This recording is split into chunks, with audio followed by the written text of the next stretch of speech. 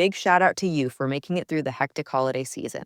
This new year, get clean, quality, pregnancy nutrient support off your to-do list, including Ritual's best-selling Essential Prenatal Multivitamin, designed with 12 traceable key ingredients to support a healthy pregnancy. With big changes coming up, take the small steps now and start today with 30% off a 3-month supply at ritual.com/podcast. These statements have not been evaluated by the Food and Drug Administration. This product is not intended to diagnose, treat, cure, or prevent any disease.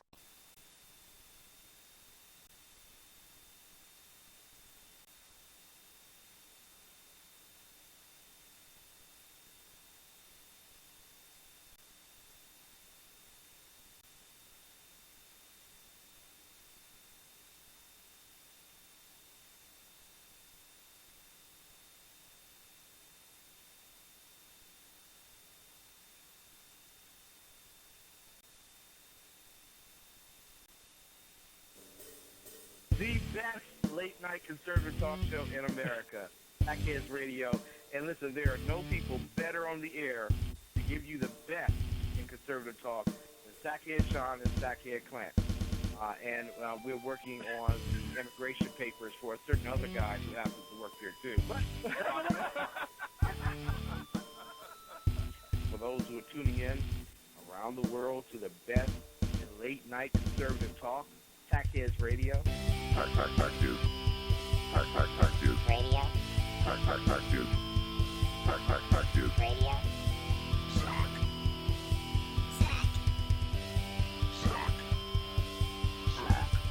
The best late-night conservative talk show in America. In America.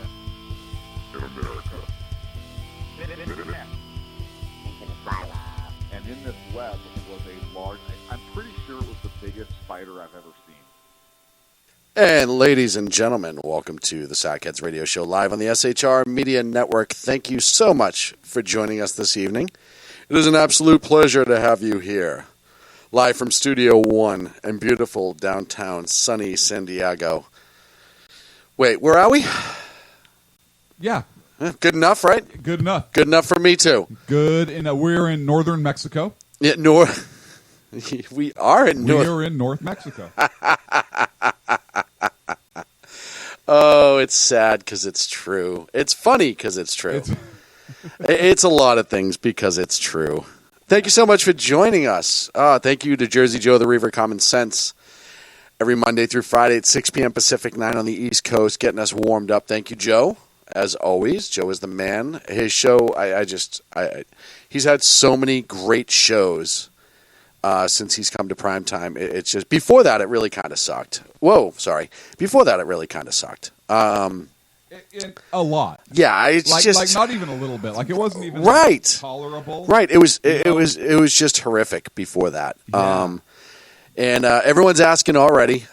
Easy chat room, easy. What are they asking? Where BZ is. First of all, let me finish dumping on Joe before we jump right to where's BZ. People. Why? Listen, all right. Listen, it's our show. Right. Don't be showbizzing like our stories or where people are right off the bat. Just simmer down. Oh, where's the fat guy? Where's the fat guy? I'm here. I'm yeah. right here. No. Where's the jolly fat guy? He reminds us of Santa. I want to see that guy. Ho, ho, ho. Christmas year-round every Wednesday night. Yeah, no. Jeez Louise. It's nice to know who the loved one is here now, right? Right. Remember when people liked us? No, neither do I. It's a good call. Actually, not at all. It was a long time ago. It was before they actually knew us. It was before anyone listened. They liked us, then they listened, and they don't. No, BZ is off tonight. He's getting full body electrolysis. He is. It is actually a 4-day procedure, 24 hours around the clock. Mm-hmm. And he did it. I don't know why, but he did it in Mexico. Proper Mexico, not North Mexico where we are now. He did it in Mexico proper, and it only cost him $350. But that was with airfare, hotel, lodging, and food. Right. And medical treatment. Right. Yeah. Which was pretty good, Not actually, bad. if you consider. Not bad. I think it came out to like 4,576,321 pesos. Well, and that's a rounded down. Right. I think you rounded down there, and that's fine. did. I get that a lot. So BZ will be back next week. He actually took the whole week off, both from our show and from Berserk Bobcat Ballroom. Saloon. And he will be back next Tuesday. His regular time, 8 p.m. Pacific, 11 on the East Coast. God. You know what? I was right in the middle of giving Joe a hard time. Wait, hang on a second. What? And when you replay this, you're going to hear this. I was right in the middle of jacking. Right.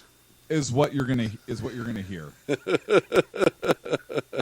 Very good call, my friend. Thank you. Very good call. Now everybody's going to go back and replay the nose that later. is eclipsing the room. Yeah, it does that. I don't know what he means by that.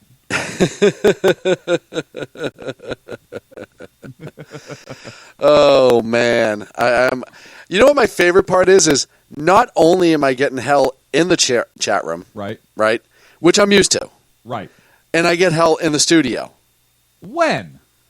Just go on with it. You and I both know this is true. Yeah, it is true. Okay, so You deserve it. to I'm be not fair. saying I don't deserve it, right? All right. I'm not saying that. I'm just saying that normally. Oh, there's BZ.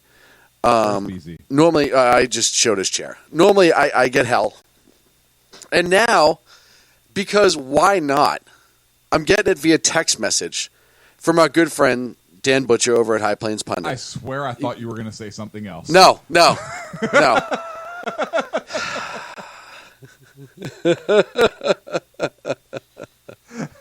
This was my face.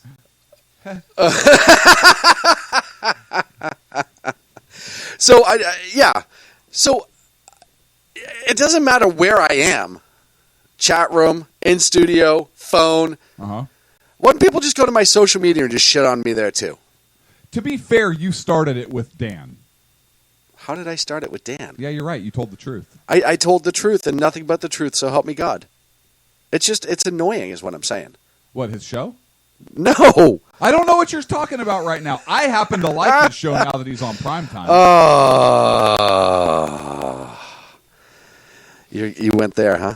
I went where? All of a sudden, you're going to be the good guy? Oh, Oh. Mike thought you were going to say box. No! Why would I... Why are they... Whoa. Why are they giving me... Now they're starting problems with box Now wine. they're Are starting you problems kidding with me? B-Dub. It's driving me crazy. No, listen. B-Dub may actually have a beat on us right now through the glass in the studio. I can't even deny that for a second. Yeah, no, we don't know. We don't fuck around with that. No. We just don't mess around with that. Not at all. Now, there is an awesome magnet that B-Dub has that says, why is it that box wine doesn't come with one of those awesome little straws? Why is it? Right? That's a good question. It's a brilliant magnet. Boxed water does. Boxed water does. I know it does. Boxed water does. Hang on. God. Okay. Hey there. Ritual here to give a big shout out to you for making it through the hectic holiday season. The magic of those family moments, that was you. And now there's new milestones to prep for in 2025. This new year, check clean, quality, pregnancy nutrient support off your to-do list with Ritual. We've done the research to create science-backed pregnancy support like our prenatal multivitamin, natal choline, and fertility support, all designed to be taken alongside each other. But don't just take our word for it. They're also third-party tested for microbes and heavy metals and Clean Label Project certified. So whether you're trying, thinking about trying, or already there, we don't have to tell you that prioritizing yourself can be the hardest part. That's why we're helping you get started today with 30% off a 3-month supply for a limited time at ritual.com/podcast. These statements have not been evaluated by the Food and Drug Administration. This product is not intended to diagnose, treat, cure, or prevent any disease. Big shout out to you for making it through the hectic holiday season. This new year, get clean, quality, pregnancy nutrient support off your to-do list, including Ritual's best-selling Essential Prenatal Multivitamin, designed with 12 traceable key ingredients to support a healthy pregnancy. With big changes coming up, take the small steps now and start today with 30% off a 3-month supply at ritual.com/podcast. These statements have not been evaluated by the Food and Drug Administration. This product is not intended to diagnose, treat, cure, or prevent any disease. Nope, my phone's not blowing up. So Oh, good. It's only a matter of time. It's only a... It's either your phone that's going to blow up or your car. I don't know which one it's going to be, but it's going to be one or the other. or the bed. Or something. Something. Yeah. Yeah. Well, no. That's actually probably the last thing that blows up at this point if you keep going. I'm just saying. Just saying. So yeah, no BZ tonight. Yeah, there's a lot going on this week, man. How are you though? Before we get into all this jackassery, how are you? I'm doing. Hang on. Oh, now Jane Butcher. Now I'm getting it from Jane Butcher, who I say nothing but great things about because I'm petrified of. Right? Yeah. Hang on a second. I want to tell you this because now my phone is getting blown up from B-Dub. Of course. And here's what it says. It's a photograph of the back of your head. Oh no! Taken through. I don't know how. Thermally. Thermal imaging. But the head sausage is there, so it's obvious whose it is. Through that glass that's behind you. Now I'm not even kidding you. With a mil-dot scope. Well, that's a good one at least, right? At 126 yards. Right. With a wind formula. Ooh, she's got dope. And right now, she's saying that at this distance, there's a 10-mile-per-hour full value wind left to right, and she's made proper adjustments. I don't know what that means, but you might want to scoot your chair to the Yeah, you know what all that means is she opened up a second box of wine. That's all that shit means. Right. That's the translation. Because she took the box from the left and moved it to the right because it was empty. Right. And the wind knocked it over. It wasn't wind. Into another no, she box. spelled wine wrong. W-I-N-E, not wind. She jacked it up. Oh, if I thought I knew any better. Oh, yeah, I finally get thermal limit. I'm thirsty. hey, bring me that box of wine over here, would you? Be a gem. Bring me that box of wine right over.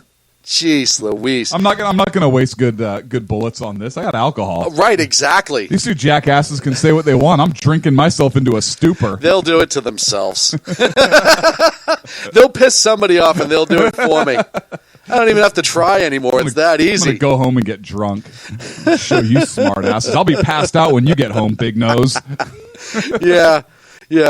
Passed out. I love that one. No, really, I'm asleep. You must have been there a couple times. Oh, God. So, yeah. So how are you? I'm doing all right, it's just everything's the same. I'm doing all right. Thanks for asking. What about you? You're welcome. Yeah, same. There's a lot of crap going on. Yeah. So last week, one of the things that we talked about, and I just want to recap from last week a little bit, is BZ, you and I had a really good discussion about how close we are to everything going to shit. Now, hang on a second. Was that BZ, you and I had a good discussion like you were talking to BZ, or was it BZ, you referring to me, and I referring to you had a good discussion? The second one. Thank you. And during that discussion, we were talking about how close, we could be to civil war, this country falling apart. And we had a whole bunch of different ideas. One of the ones that you brought up specifically was, well, you need to have them kind of overrun a government facility. And that hasn't really happened yet, per se. And then I believe, was it Minnesota? Yes, town. The town, yeah. I sent that county, to you. Yes, up in Minnesota. Minnesota. All of a sudden, Antifa shows up, storms the state building. A jail. It was a jail. Oh, it's a county building. Yeah. And raises the Antifa flag. Yeah, took down the county flag and raised the Antifa flag. It's funny because to me, wouldn't that be treason? Yeah. Because you've turned around now and you've Can claimed you have that. treason against a county? Well, the county is against the county the against state. this part of the state. Is the county against the state? County's part of the state, right? No, county's independent. So you're saying right now somebody could go and overrun a county and the state would do nothing about it? I didn't say the state would do nothing about it, but it wouldn't be treason. Why? Because the treason section in California says treason only consists of levying war against the state or adhering to its enemies. Right. Nothing about against the county. Right, but is a county a part of the state? It's a part of, but it's right. Not So the it's state. But it's a formed entity within the state that falls under the state supervision. So it is part of the state proper. No, it's not. It's county.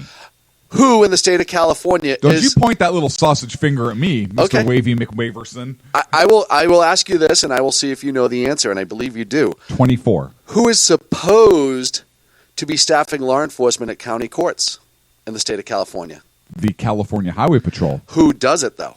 It's not county courts, though. It's state property. So the state would be within the county. No, and here's why. I am on to your little trick. Here's why.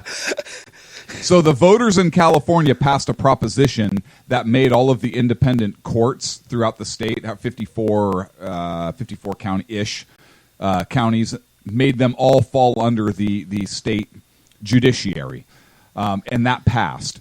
And so the state judiciary oversees even the county courthouse, but it's all part of the state judiciary. Mm-hmm. And therefore, for the county sheriffs to be able to staff that, they're supposed to have MOUs or memorandums of understanding signed with those agencies during hours of operation so the counties provide bailiffing services and so forth. And then the property after hours reverts back and is supposed to be under the control of the state police, or in the state of California, that's the Highway Patrol. The Highway Patrol, the California Highway Patrol. There is no California State Police anymore. So that's how that works. But county is still independent, but it was through the proposition process that pulled that under one umbrella. Now, what if they did hang it on, court? Hang on. I'm going to drop my microphone. But I don't want... What if they did it at the courthouse instead of the jail? Yeah. Now, that's a different story. All right. Right. And I don't know that. So in a lot of places, you have the courthouse or the jail over the courthouse. So I don't know if it's a jail and a courthouse in that situation. And it was a different state. Right. So they obviously the laws. But it was just funny that we were talking about that just prior. Yes. It was like the next day. Yeah. I think I sent you it was, that article. I think it was Right? Thursday, It was like as a matter of fact. Thursday. Yep. I don't have the article anymore. But, yeah. And here's something else that's interesting. So that conversation made me want to go back and reread something, plus all this stuff that's going on today. So I started reading, again, on my Kindle, because I downloaded it. Why not? I love how you brag on your Kindle. It's no big deal. It's no big deal. The Rise and Fall of the Confederacy by Jefferson Davis. Yes. And before the left goes out there and calls me a Confederate, relax, simmer down, people. Good to know your history and your arguments on both sides of an issue. But he actually makes the case. If you haven't read it, it's really interesting reading. He actually makes the case for the secessionist argument. And, there's people that have said, oh, the Civil War really settled that the states have no right to secede. And you talk to other constitutional scholars, and people say that, well, the Constitution has a means to enter the Union, but there is no means to exit the Union. We're an expansionist country. We're not made to shrink. Therefore, states really can't leave the Union. There was, Texas v. White, I think, or White v. Texas, that talked about how, no state has ever really seceded because after the Civil War, according to the Union, the United States, those states were still part of the United States and never seceded. Therefore, secession never happened. Therefore, it's never legal. Which is weird, because if that's the case, then why did we have to form West Virginia from regular Virginia when it left? Anyways, I digress. But my whole point to all of that, and I had this discussion with some ambulance-chasing hack attorney the other night. Oh, God. My point was this, and he said secession is not legal, it's not legal, it's not constitutional, bullshit, bullshit, bullshit. And I looked at him and I said, so what if the South would have won? Ooh. What's the United States going to say? Would they have said, oh, you're still part of the Union? Really? Because we kicked your ass and we're not giving you any more money or representatives. Ooh. What if? It's a damn good question, my friend. Would the United States have sued the Confederate States?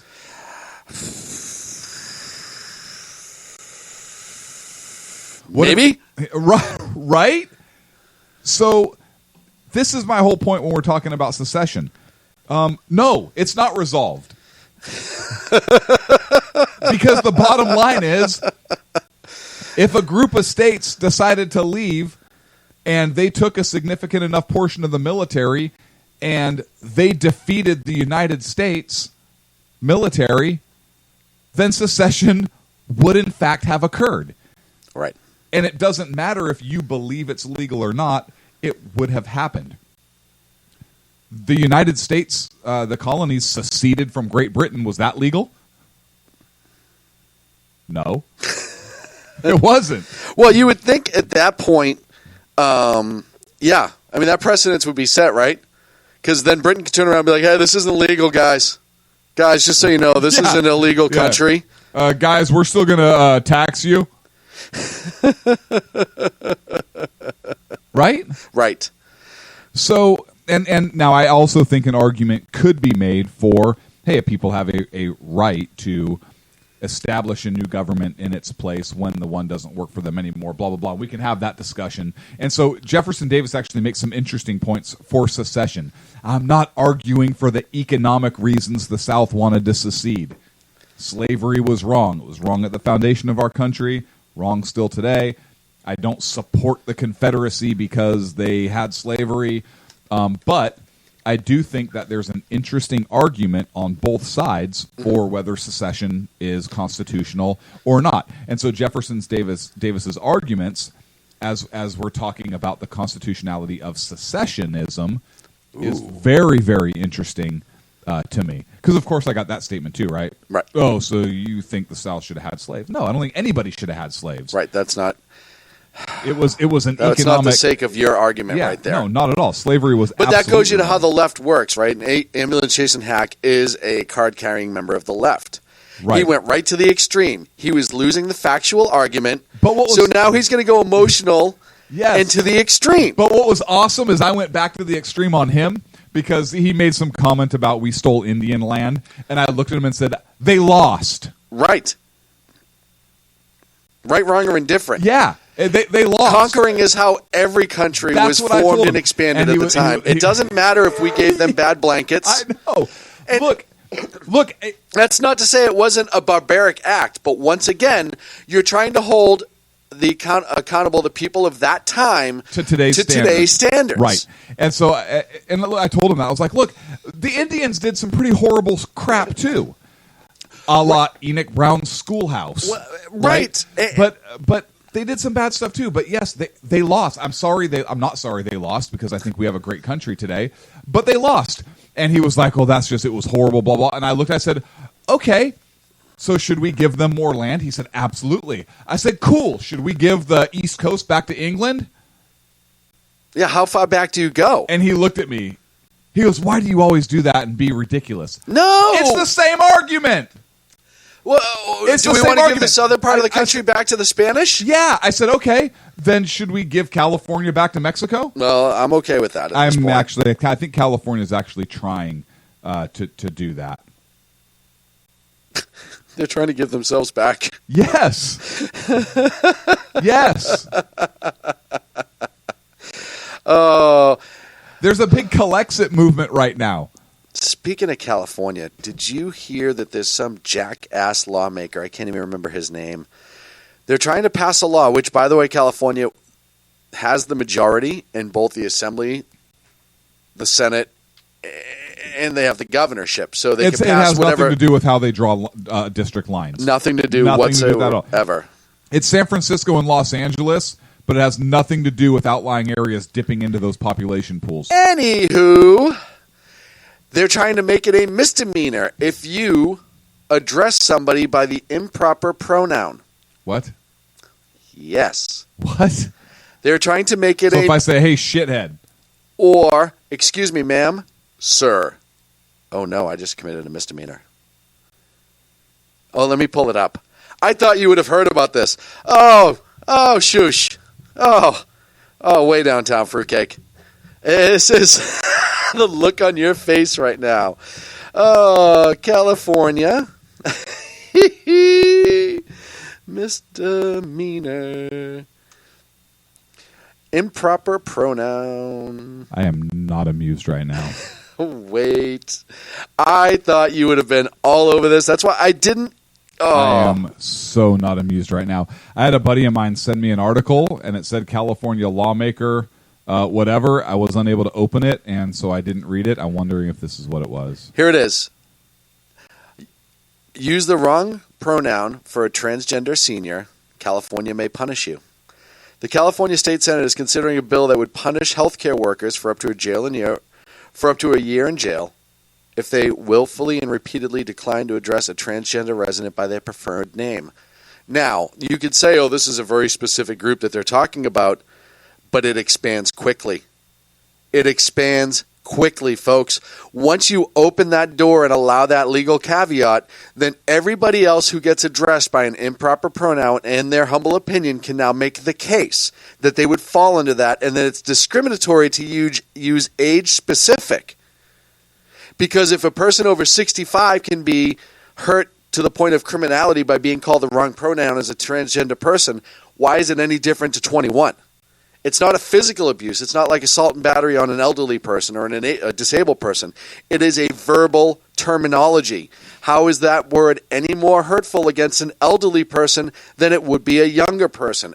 I'll continue. This is from Fox. SB 219, proposed by San Francisco State Senator Scott the Tiny Wiener, is aimed to protect that. The tiny part was not in the Fox News report. But it's Scott Wiener? Scott Wiener. Any relation? Could very well be. Is aimed at protecting transgender and other LGBT groups in healthcare sectors such as hospital, retirement homes, and housing institutions, i.e. prisons. It establishes a number of provisions that would force such facilities to accommodate transgender people their needs, including letting them pick gender-specific restrooms, ensuring care workers use their preferred pronoun. They're trying to make it a misdemeanor. You know what's freaking ridiculous? Besides what you just said, a year in prison or $1,000 fine for anyone who's found guilty of breaching the law repeatedly.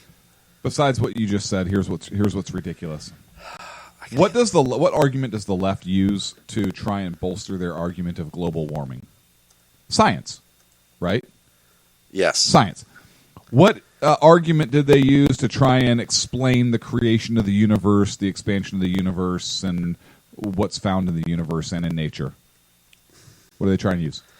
Science. Allegedly. Right? Science. It's not God, it's science. Right? It's global warming. It's not natural. It's science. It's scientific. But if we're talking about gender, something that is actually freaking science...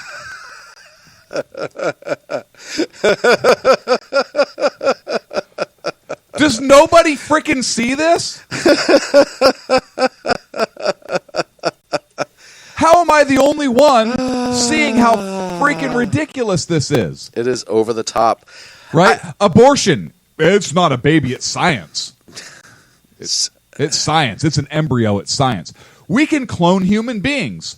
It's science. We can clone sheep. We've done it. Science. It's science. It's in the interest of learning. There's specific rules. You can't fudge science. The numbers speak for themselves. So do chromosomes, motherfuckers. Well, so am I wrong? Hey, you know what? You're not wrong. And I've said this before. You either have a tallywhacker or you don't. That's what it comes down to.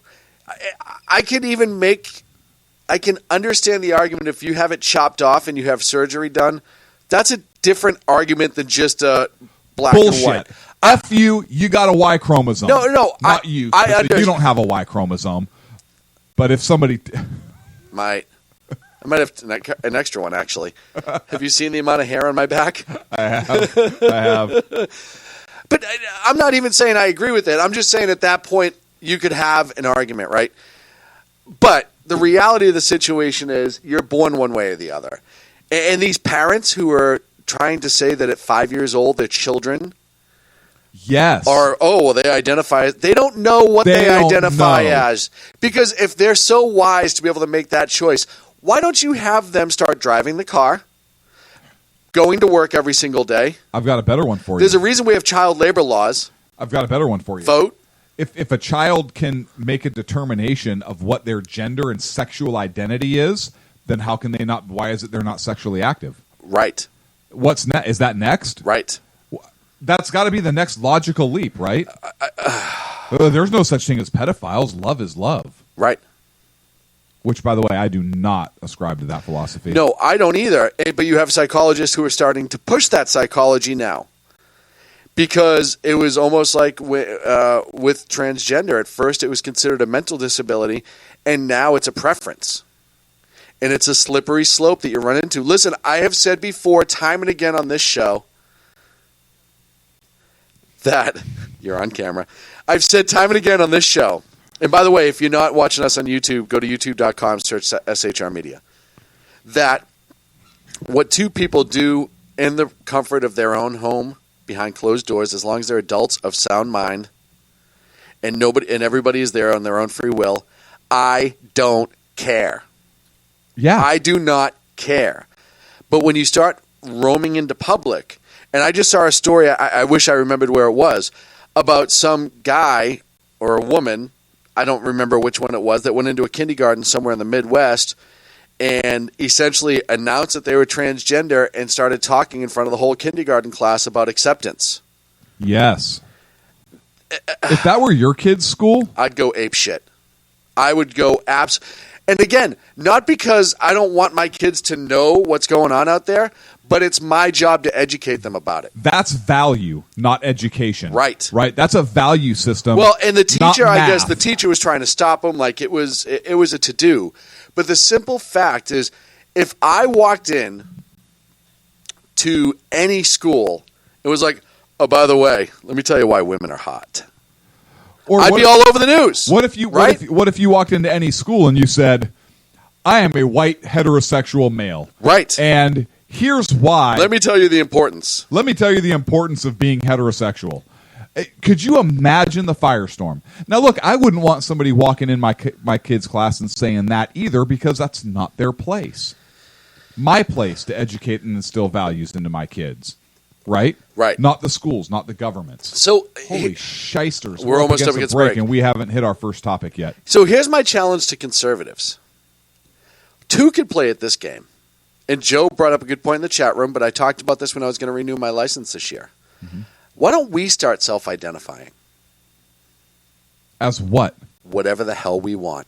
I'm an African-American female. Absolutely. No, you're not. Why can't I be? Why can I not be?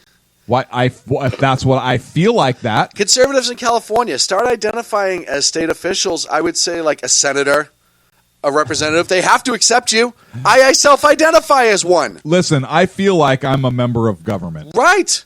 Right. I feel that way. People's heads are going to explode. Don't do that. Don't do that. I You'll feel get in like I'm trouble. a praying mantis. Okay. That's just Okay. ridiculous. I feel like I'm a praying mantis. It's the stupidest thing I've ever heard. I know. We're up against a What's break. the difference? When we come back, It's we're not actually going to get... bestiality. I also feel like a horse. I mean, come on.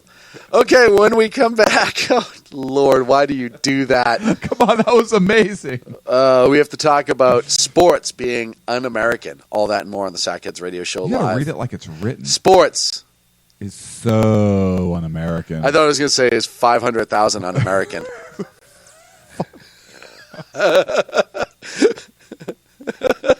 You can't stop me. I self-identify those as numbers. Nor do I. I self-identify those as We'll be back right Latin. after this. Dear God, help us all. from All of Latin. us. We need all of us. We're of Hollow. Conservative media done right. You're listening to the SHR Media Network. Hey, it's Sean from the Sackheads Radio Show. Also one of the owners here at the SHR Media Network. Are you opinionated? Have you ever wanted to do your own show? Have you ever heard somebody like the Sackheads and go, yeah, I could probably do that better? Well, now's your chance. Send me a 5-minute clip at sackheadsradio@gmail.com, and maybe you can be part of the SHR broadcasting team. sackheadsradio@gmail.com. Times are dark. The people are misled by corrupt politicians, lied to by establishment media, and deceived by the false messages of Islam. A nation looking for direction needs a guide. It needs a man with a cane. I'm Dave Milner. Join me on Spreaker, SHR Media, Pundit Press Radio, and YouTube through the SHR Media page for a different kind of commentary on the unpleasant blind guy. Because the truth is not always pleasant. Hey, this is Mim from Freedom Fest, the world's largest gathering of free minds. Join your friends from SHR Media at the beautiful Paris Resort in Las Vegas, Nevada, July 19th through the 22nd for 3 amazing days of liberty-oriented discussion, investment advice, and the Anthem Film Festival. It's our big 10th anniversary, featuring keynote speaker William Shatner and Freedom Fest favorites, including Steve Forbes, Jim Rogers, Lee Edwards, David Boaz, Doug Casey, Dinesh D'Souza, John Stossel, Lisa Kennedy, Grover Norquist, Peter Schiff, and many more. Don't miss out. Register at freedomfest.com for $100 off the regular registration rate when you use the all-caps code SHR Media. The bloviating Zeppelin. He's big-footed enough radio shows to last a lifetime, courtesy of Shaun, Clint, Ken, and Jersey Joe. Now it's time for him to waddle on his own 2 feet via the glorious SHR Media. Gird thy loins for the bloviating Zeppelin's Berserk Bobcat Saloon. Coming soon to ossicles near you. Excelsior. Conservative media done right. You're listening to the SHR Media Network.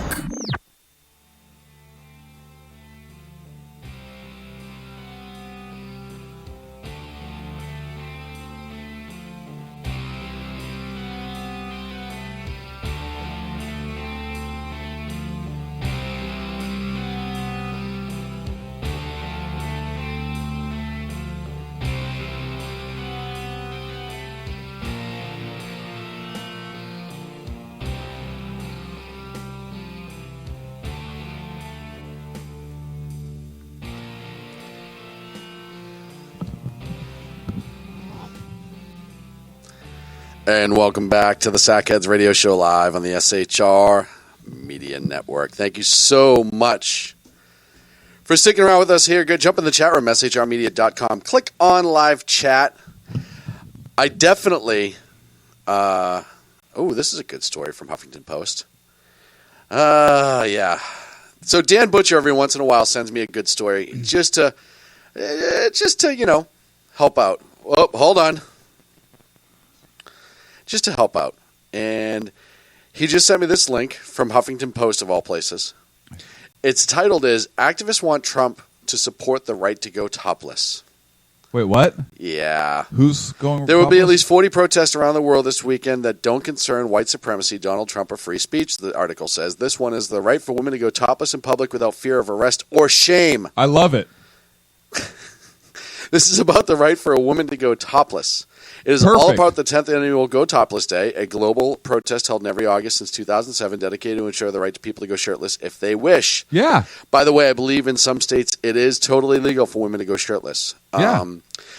The event protests gender inequality where nipples are concerned, according to organizer Nadine the Nipple Gary. I don't know if she's called the nipple, but I added that myself. She told HuffPo that it is unfair that women can be publicly shamed or arrested if they choose to go topless, a problem men do not face at all because we don't have chesticles. To that end, all the participants, women and men, depending on the city, either bear or wear pasties over their nipplies. In true equality, either everyone has it or no one has it, Gary told the Huffington Post. Go Topless Day is organized by a group of UFO believer called Raelians who believe that humans were created by advanced extraterrestrial scientists known as the Elohim.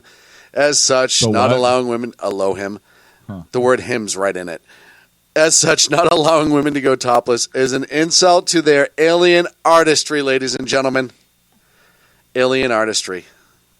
That's what's going on over at the Huffington Post. That's just so you know, the important news happens at HuffPo, apparently. Oh, God. We have to get to sports I support it with limitations.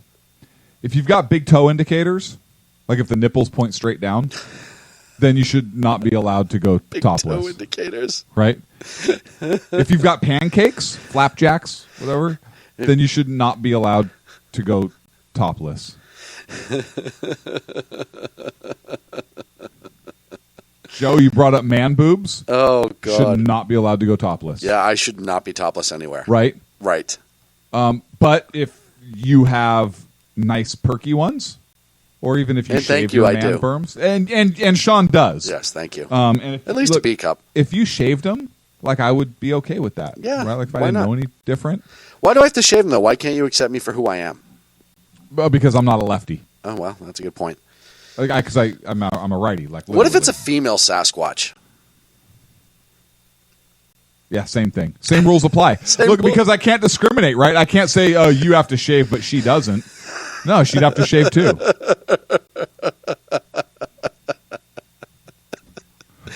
Oh, let's move on to news that really matters right now. Sports is so 500,000 un-American. So, ESPN. Dun-dun-dun, dun-dun-dun. ESPN had one of their announcers was going to be calling the Virginia game, right?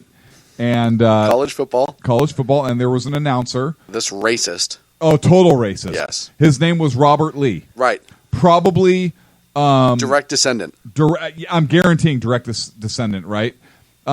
Even though General Lee was a West Point, great U.S. military general, just wanted to fight for his state, didn't believe in slavery. Anyways, I digress. So, hey, you stop with facts and let's go on to the emotion. Yeah, look, you're right. I'm sorry. So, General Robert Lee, or generally speaking, not that was his rank, was going to be calling the Virginia game. And ESPN said generally speaking, Robert Lee, you can't call the game because that's a racist name and be insensitive. So this Asian commentator, oh, that's right. Did I not mention that he's part? An Asian male. Yeah, Lee is not like the American white version of Lee. It's the Chinese last or name Asian or Korean. Right. Yeah, I don't know the descent, but it's the Asian version of Lee. Yes. It's the minority Lee. The minority Lee? Minority. Either way. So here's the amazing part. This kid, and he's a younger guy. Kid goes to broadcast school, works on his craft to become a football announcer for sports, is finally living the dream. He has done nothing wrong to anybody that we know of. That is not true. He was named after a Confederate general. He's a racist pig. Clearly, he wanted to call the Virginia game because that racist Asian didn't like... Muting him now. No. No, the guy's done nothing wrong. He had a racist name, Sean. He had the name of a Confederate. But here's the thing. Listen, everybody named Robert. Everybody named Robert. But hold on. Flipping douchebag. I don't know his family history, right? I don't know if he's first generation, second generation. Doesn't matter. Doesn't matter. The kid grew up busting his ass. He went to school. He learned a very difficult craft, a craft that is, and a job that is very, very difficult to get into, a professional sports announcer where you actually get paid. Yeah. The kid probably worked 1,000 high school football games, all those things to try to get to that point. He finally gets it. A Virginia game, which is a pretty big college football game. Yeah. To be an announcer. But because his name is Robert Lee, the Democrats, the leftists, Antifa, BLM, flip their shit. ESPN. And ESPN pulls him. So hang on a second. Here, Mr. Lee. By the way, there's a shitload of amazing memes about this. The words will not do them any justice because they're all pictures, but it's this guy's head on every picture of Robert E. Lee ever. Oh my gosh. It's amazing. Look, so here's the thing. Mr. Lee, I think, does he have a lawsuit against ESPN? Absolutely does. Here's why. He was pulled because of his name. Yes. His name is of Asian descent. Right, so it is discrimination. Absolutely. I agree wholeheartedly. Absolutely. Why did you pull him? Well, because of his name. His name is of Asian descent. Well, we didn't pull him because of Asian descent. Well, then why'd you pull him? Then why'd you? Because of his name. Right. Has he done anything wrong? Has he done anything wrong? ESPN has lost their freaking mind. Well, and I've talked about this time and again with ESPN, and Kurt Schilling's talked about this too a lot on his show, is they've ventured off into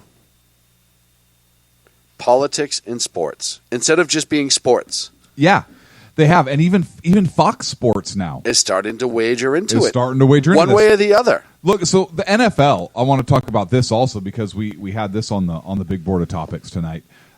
The NFL, there are more and more players now who are sitting during the national anthem. Right. And first of all, it's disgusting. It's really so this nation is so freaking horrible. And off the Robert chain. Udell won't do a freaking thing about it. No, he panders. The owners won't do a freaking thing about it. Look, you can mandate that your players stand during the pledge. Didn't Dallas do that? Mm-hmm. Did New England do that too? I don't know if New England's done that. I know there was one player last year that kneeled for one game, and that was it. So these players, who, by the way, are freaking privileged themselves and top dollar earners themselves, more than any common right? man. And and this country has given you the opportunity to do that. This capitalist society and the NFL, a business, has allowed this to happen, and it's because of these things you've had the opportunity and the paychecks you've had, and you're going to freaking fail to stand and disrespect the flag of a country and a country that has given you this opportunity, and the men and women who have died to give you this opportunity, to allow you to be a jackass. You have every right to be a jackass. Absolutely. But when you're wearing that football uniform, you're an employee. You are an employee. Yep. You are a representative of that. And it's no different than these employees at certain businesses that are like turning away cops and all the other ones that are getting fired afterwards for it. Yes. You just had the NYPD and Dunkin' Donuts not too long ago. Yep. Same thing. Yes. And ESPN, so Dan actually has two great comments out of the chat room. Regarding Mr. Lee, ESPN confirmed Tuesday night saying that in the moment it felt right. We collectively made the decision with Robert to switch games as the tragic events in Charlottesville were unfolding simply because of the coincidence in his name. In the moment it felt right to all parties. It's a shame that this is even a topic of conversation, and we regret that who calls play at football games has become an issue. That's not we're sorry we fucked up and removed him. That's we're sorry you have a problem with it. Exactly. That's what that is.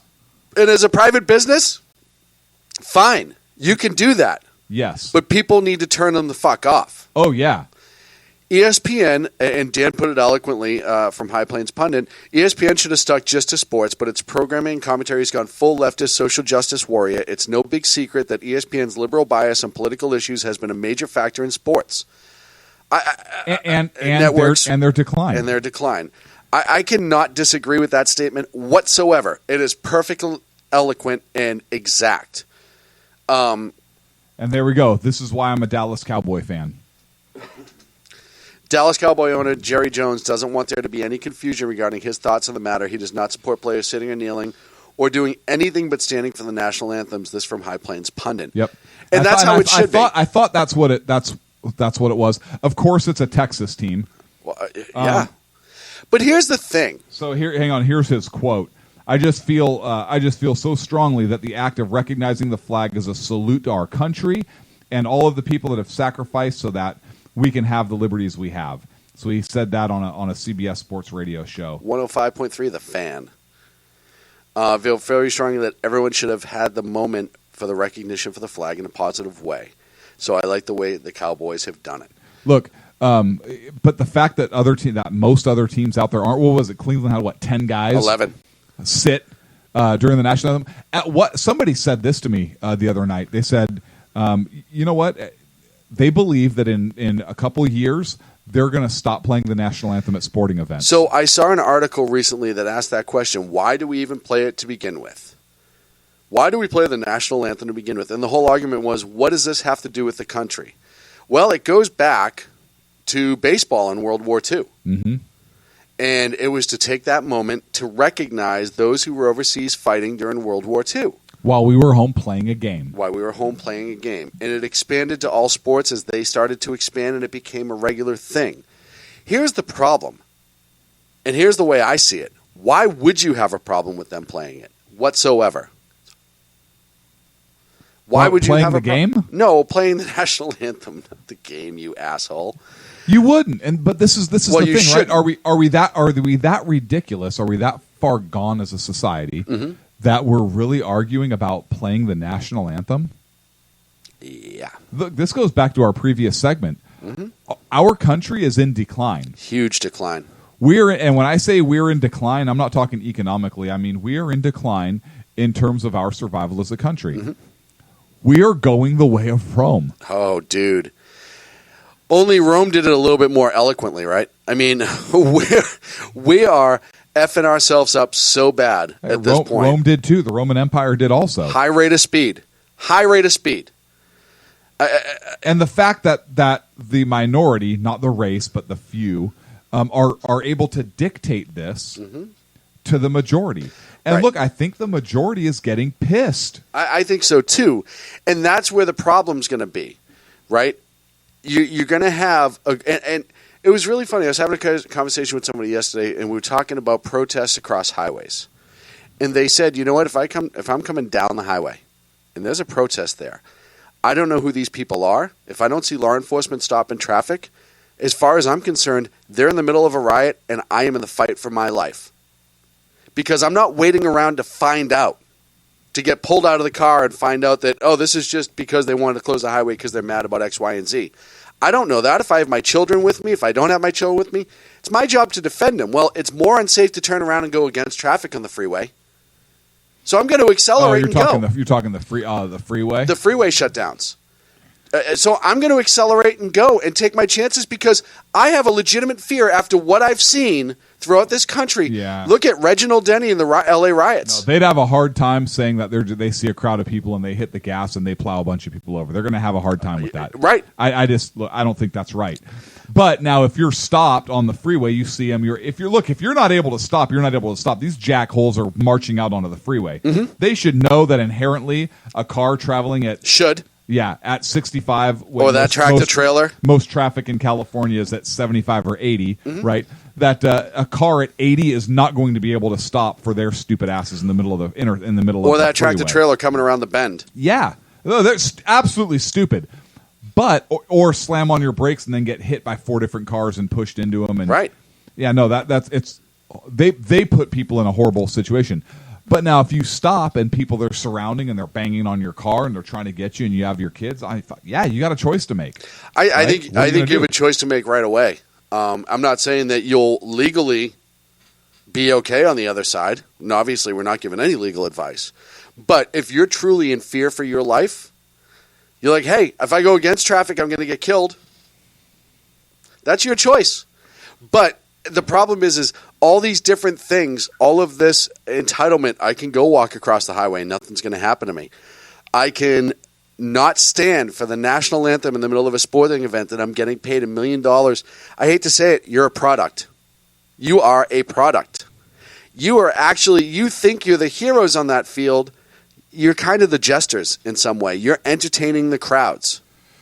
Yeah, look, you are. And I'm not taking anything away from the level of talent. No, this has nothing to do with talent. Colin Kaepernick is talented. I mean, even though maybe not for like NFL standards in some degrees. He's a talented athlete. But he's a gifted athlete. But he's like Tim Tebow. But he has God-gifted talent. Like Tim Tebow did. Absolutely. Who also, for kneeling, for a different reason, essentially cost him his NFL career. Right. But the same thing that I apply to Tim Tebow, I will apply to Colin Kaepernick. He is an option passer. There are not a lot of teams that have an option passer offense. Right. So therefore, there's not a lot of demand for that style of quarterback. Colin Kaepernick had one good year with his arm, but he wasn't consistent. Mm-hmm. He's not a pocket passer. He's an option passer. So now you've dropped the teams that would be interested into him down to what, 3 or 4? Yeah. And then you had a meeting with the NFL. First of all, Colin Kaepernick's jersey is in the Smithsonian. There is a BLM section at the Smithsonian. And Kaepernick stuff is. Are you freaking kidding me? No, that's the problem. We're not kidding you. First and foremost, the fact that the BLM is in the Smithsonian is out of its freaking mind. Yeah, absolutely. So, and then you had who was it that met with the NFL today? Antifa. No, NAA. One. I forget which group it was. NAA, National Association for the NAACP. Was it the NAACP? I think it was the NAACP. Or the United Negro College Fund, or I think it was the NAACP. Was it? I don't remember. So. Okay, so black organization. Right. Met with the NFL to discuss Kaepernick's situation. So they're going to strong-arm the NFL into hiring somebody that teams don't want to private teams? So okay, you own a football team. what stops you, and I don't know the legitimate answer to this, what stops you from saying, you know what, Dallas Cowboys and New England Patriots, and let's say we take 12 teams and we're leaving, we're forming our own football league. Right. We're no out. longer part of the NFL. We came from the AFL. We can go back to the AFL. Yeah. And so now we're just, you can have whatever the hell you want, and we'll have our own league. And if you want to play a championship, that's cool, but you do your thing, and we're going to do our thing and have our own separate rules. And go F yourselves. I think the Cowboys and the Patriots and those teams have a big enough market that they would survive. I think. I agree. And here's the thing. And you'd have people like me. I've been a 49er fan my whole life, but the way they handled the Kaepernick thing, that if the Niners ended up staying, if they ended up staying with the NFL, yeah, I'm a Dallas Cowboy fan. Right. And that's saying something coming from a Niner fan. Yeah, no, that says a hell of a lot coming from the Niners fan. And the reality is this. Look, the NFL is a private organization. I know they're a fundraiser, all that stuff. The NFL is a private organization. Yeah, they lost their. Oh, that's right. They lost it. Yep. And they can stipulate what people they license under them do. It's a franchise, essentially. No different than McDonald's saying, hey, you want to buy this franchise? That's great, but you will follow these rules. You will have fries. You will have Big Macs. You will stick to the standards of McDonald's. That is a requirement. It is a must, and we will pull your franchise. Mm-hmm. The NFL can mandate exactly how those players should act. And they do. Because it's not a team issue when there's a domestic violence thing. Right. It's an NFL suspension. Yes. That's just a reality. And they need to come down on that. Or they've shown their hand, right? They don't want to. Mm-hmm. So, okay. The teams have the right to do it under their own operation. You can set the standard for the players as well. They have those player standards. And if you don't meet them, they can hurt you. Codes of conduct. Exactly. And they're not doing it. That's the pathetic part. That's the pathetic part. You have some teams that are doing it. You have some coaches that are doing it. And some that are hey, you know what? If you kneel, you're not playing. Great. You need more of that. But it is an absolute disaster what's happening with the NFL. You don't see any of the other leagues doing this yet. Not yet. And it may come out or it may not. Baseball? I don't think there's been any. I haven't seen any in baseball. Players. Baseball's different, though. Baseball has a tendency to be more All-American than football's been, right? But here's the thing about the NFL, and Justin Charters, who is a writer that I follow on Facebook, has a really good point. They're talking about discrimination within the NFL. Oh, against white players? No. Yeah, they need more of a. Oh, that's not. Yeah, oh. the NAACP wanted a meeting to discuss the fate of Colin Kaepernick from Danny Butcher. Yeah. No player should be victimized and discriminated because of his exercise of free speech. Exactly. Yeah. But you have the NFL. A majority of the players are black. The highest paid athletes, I believe it's 40%, according to Justin's Facebook page, black. And overall, all of them, if you play in the NFL, every individual, doesn't matter what your skin color is, you're about 4 times the poverty level minimum. There's no discrimination. You are getting paid to play a fucking game. It is a game. And you know what? Yep. If the NFL doesn't get their shit together, I don't enjoy college football. Just not a thing of mine. I just, for whatever reason. No more than I don't enjoy basketball. I would easily watch college football over the NFL any day of the week at this point if they don't get their shit together. They won't, because Goodell's a giant puss. I watched 2 football games last year. Both college. Both University of Hawaii games. And one of them was the Sheraton Bowl that they were in. Yes. Sheraton Hawaii Bowl. But why wouldn't I go back now to college? You forced my hand. If I want to watch football and I don't want to watch the NFL, and I'm a tremendous Patriots fan. Yes, you are. Look, the Patriots were at the White House this week. They gave Trump a Super Bowl ring. They had a good showing. A couple players didn't show because they didn't agree with the president. That's their option. Yeah.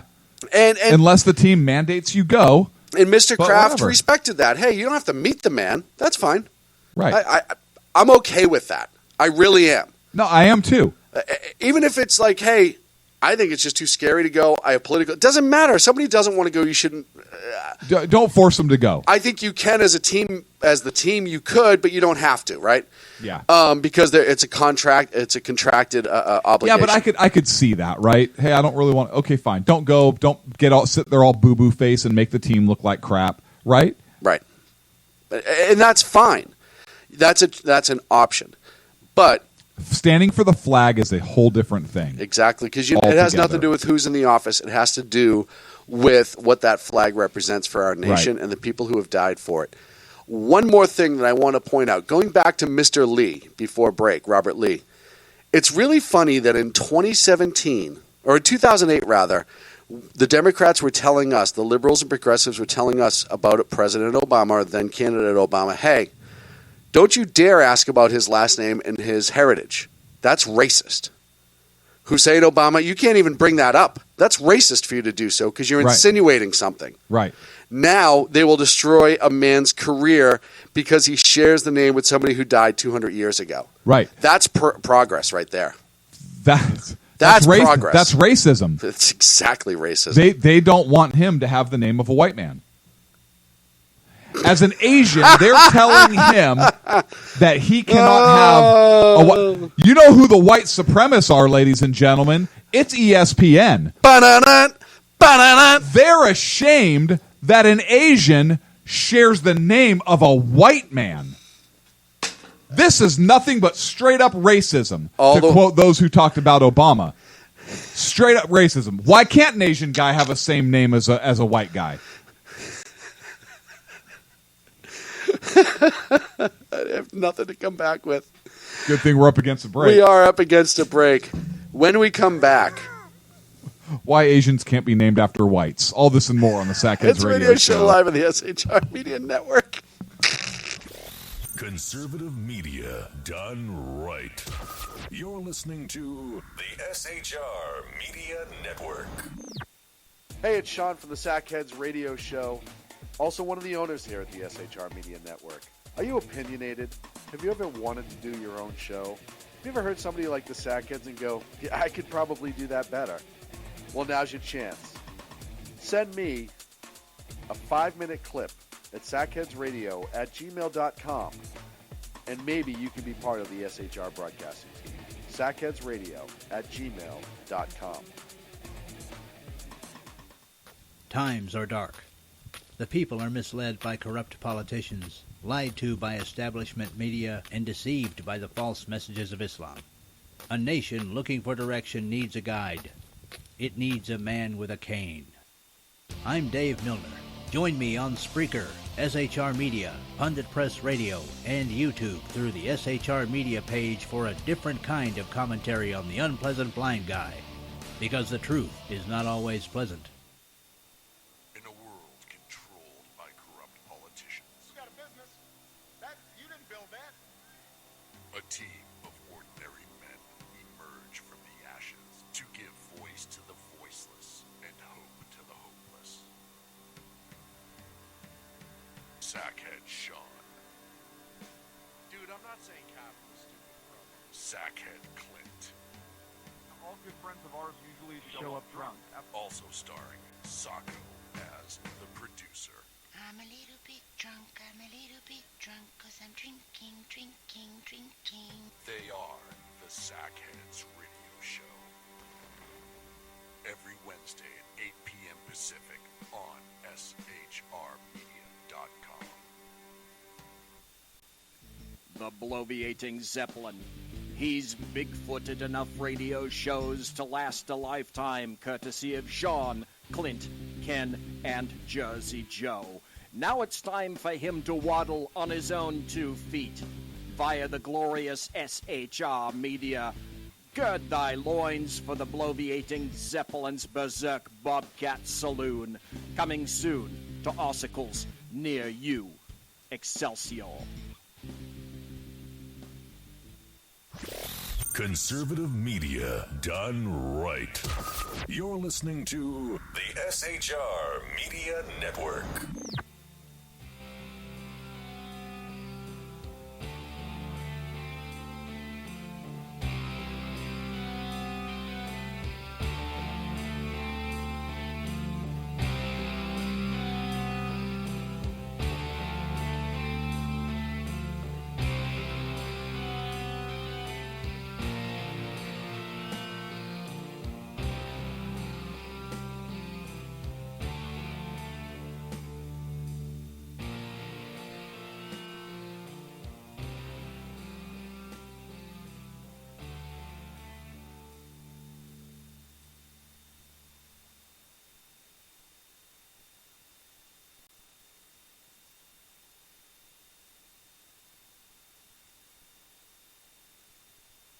Welcome back to the Sackheads Radio Show live on the SHR Media Network. Thank you so much for joining us this evening.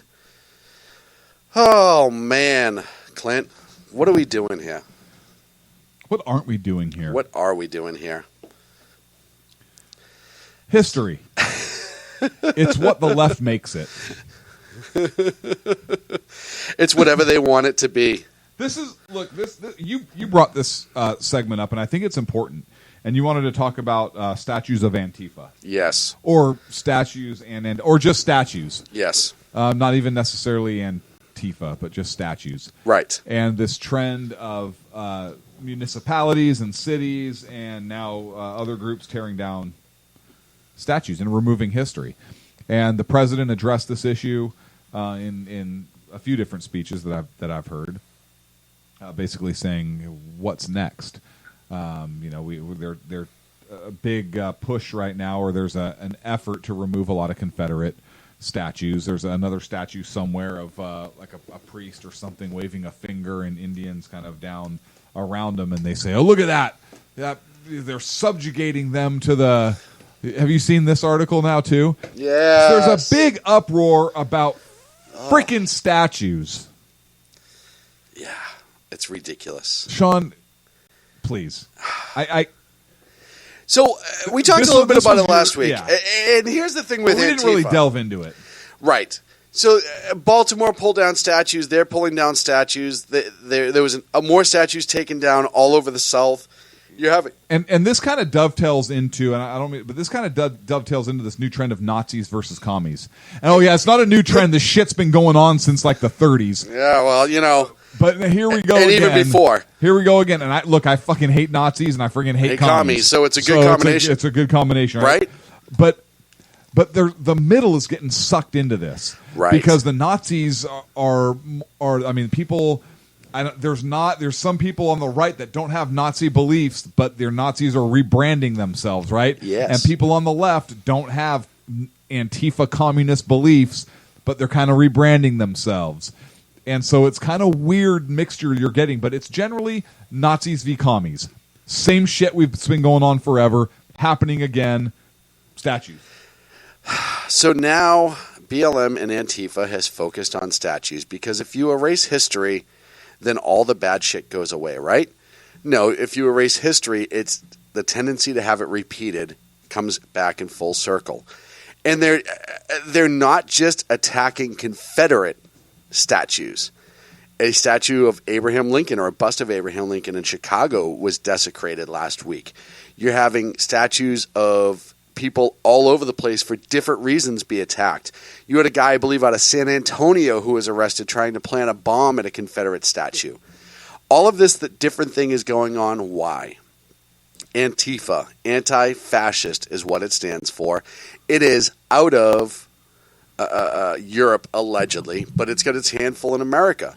Yeah. By the way, CNN did an in-depth report on Antifa, met with Antifa, and pretty much excused their violent behavior because they were trying to force peace through violence, is what their own words. Yeah, peace through violence. Think about that for a second. What? Can you imagine if a government entity said, hey, we're going to enforce peace through violence only? They did.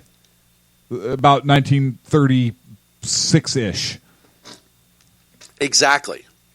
That was the last real known government right. to have done that. Now, amazingly, much like their friends who they allegedly opposed. They may not like what they stood for, but damn it, they love their tactics. Yeah. Look, you had Boston this past Saturday. You had a pro-Trump Second Amendment free speech rally. The one in San Francisco got shut down. Which is as a prayer group. Right. Totally ridiculous. Different subject at the moment. You had about 100 to 200 pro-free speech people show up. They canceled a couple people from Charlottesville to keep the problems on the down low.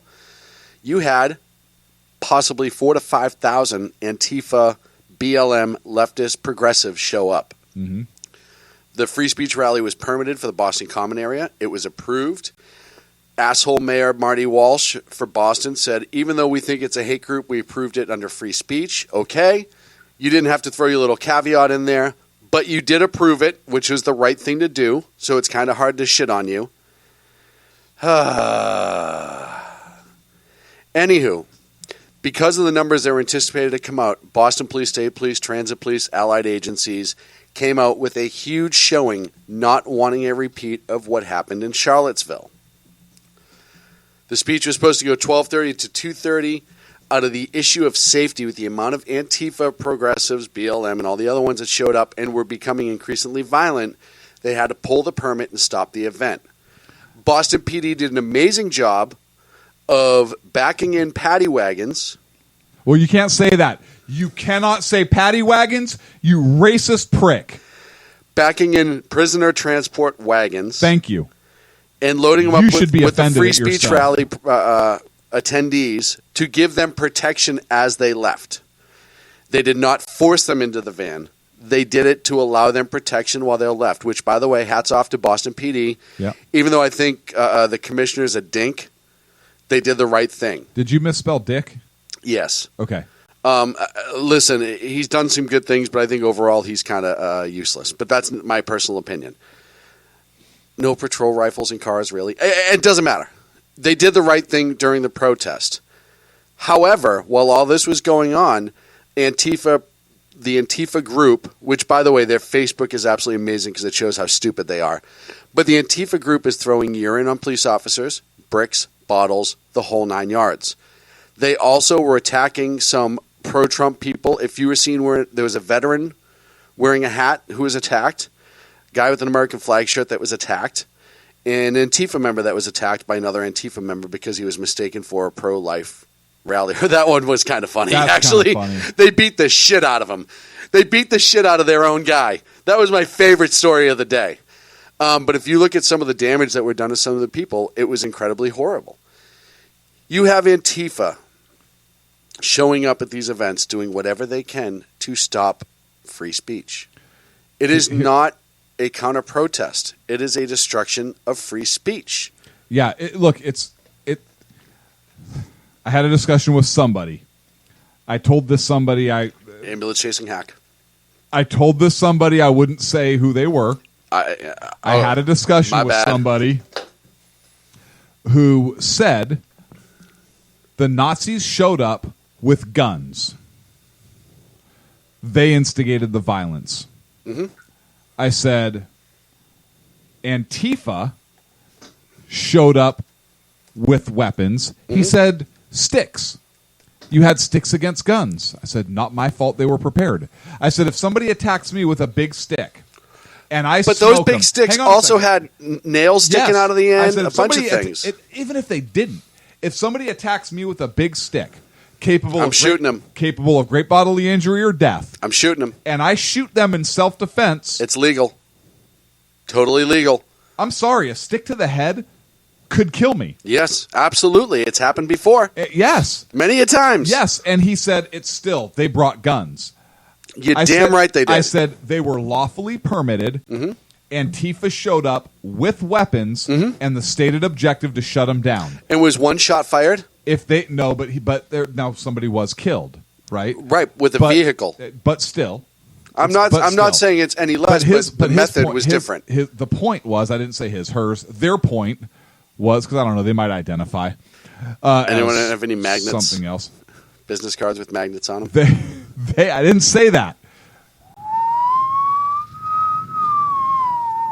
They said he just ran away from the computer. They said, well, they have hate speech and they showed up with guns. They were prepared for a fight. I said, it doesn't matter. They're lawfully there. Right. This other group shows up and announced they were going to show up and commit violence. Yes, with weapons. I said, do the Nazis not have a right to self-defense? He said, no, they don't. Why? I said, why not? And he said, because of what they represent. No. Now, I said, you should know better to him. And I said, I think not. I think they're reprehensible. I do. Yeah. Nazis are reprehensible. They should be buried under the graveyard. Okay. I there's no place for them here. Yes. I abhor what they represent. Abhor what they did in World War II.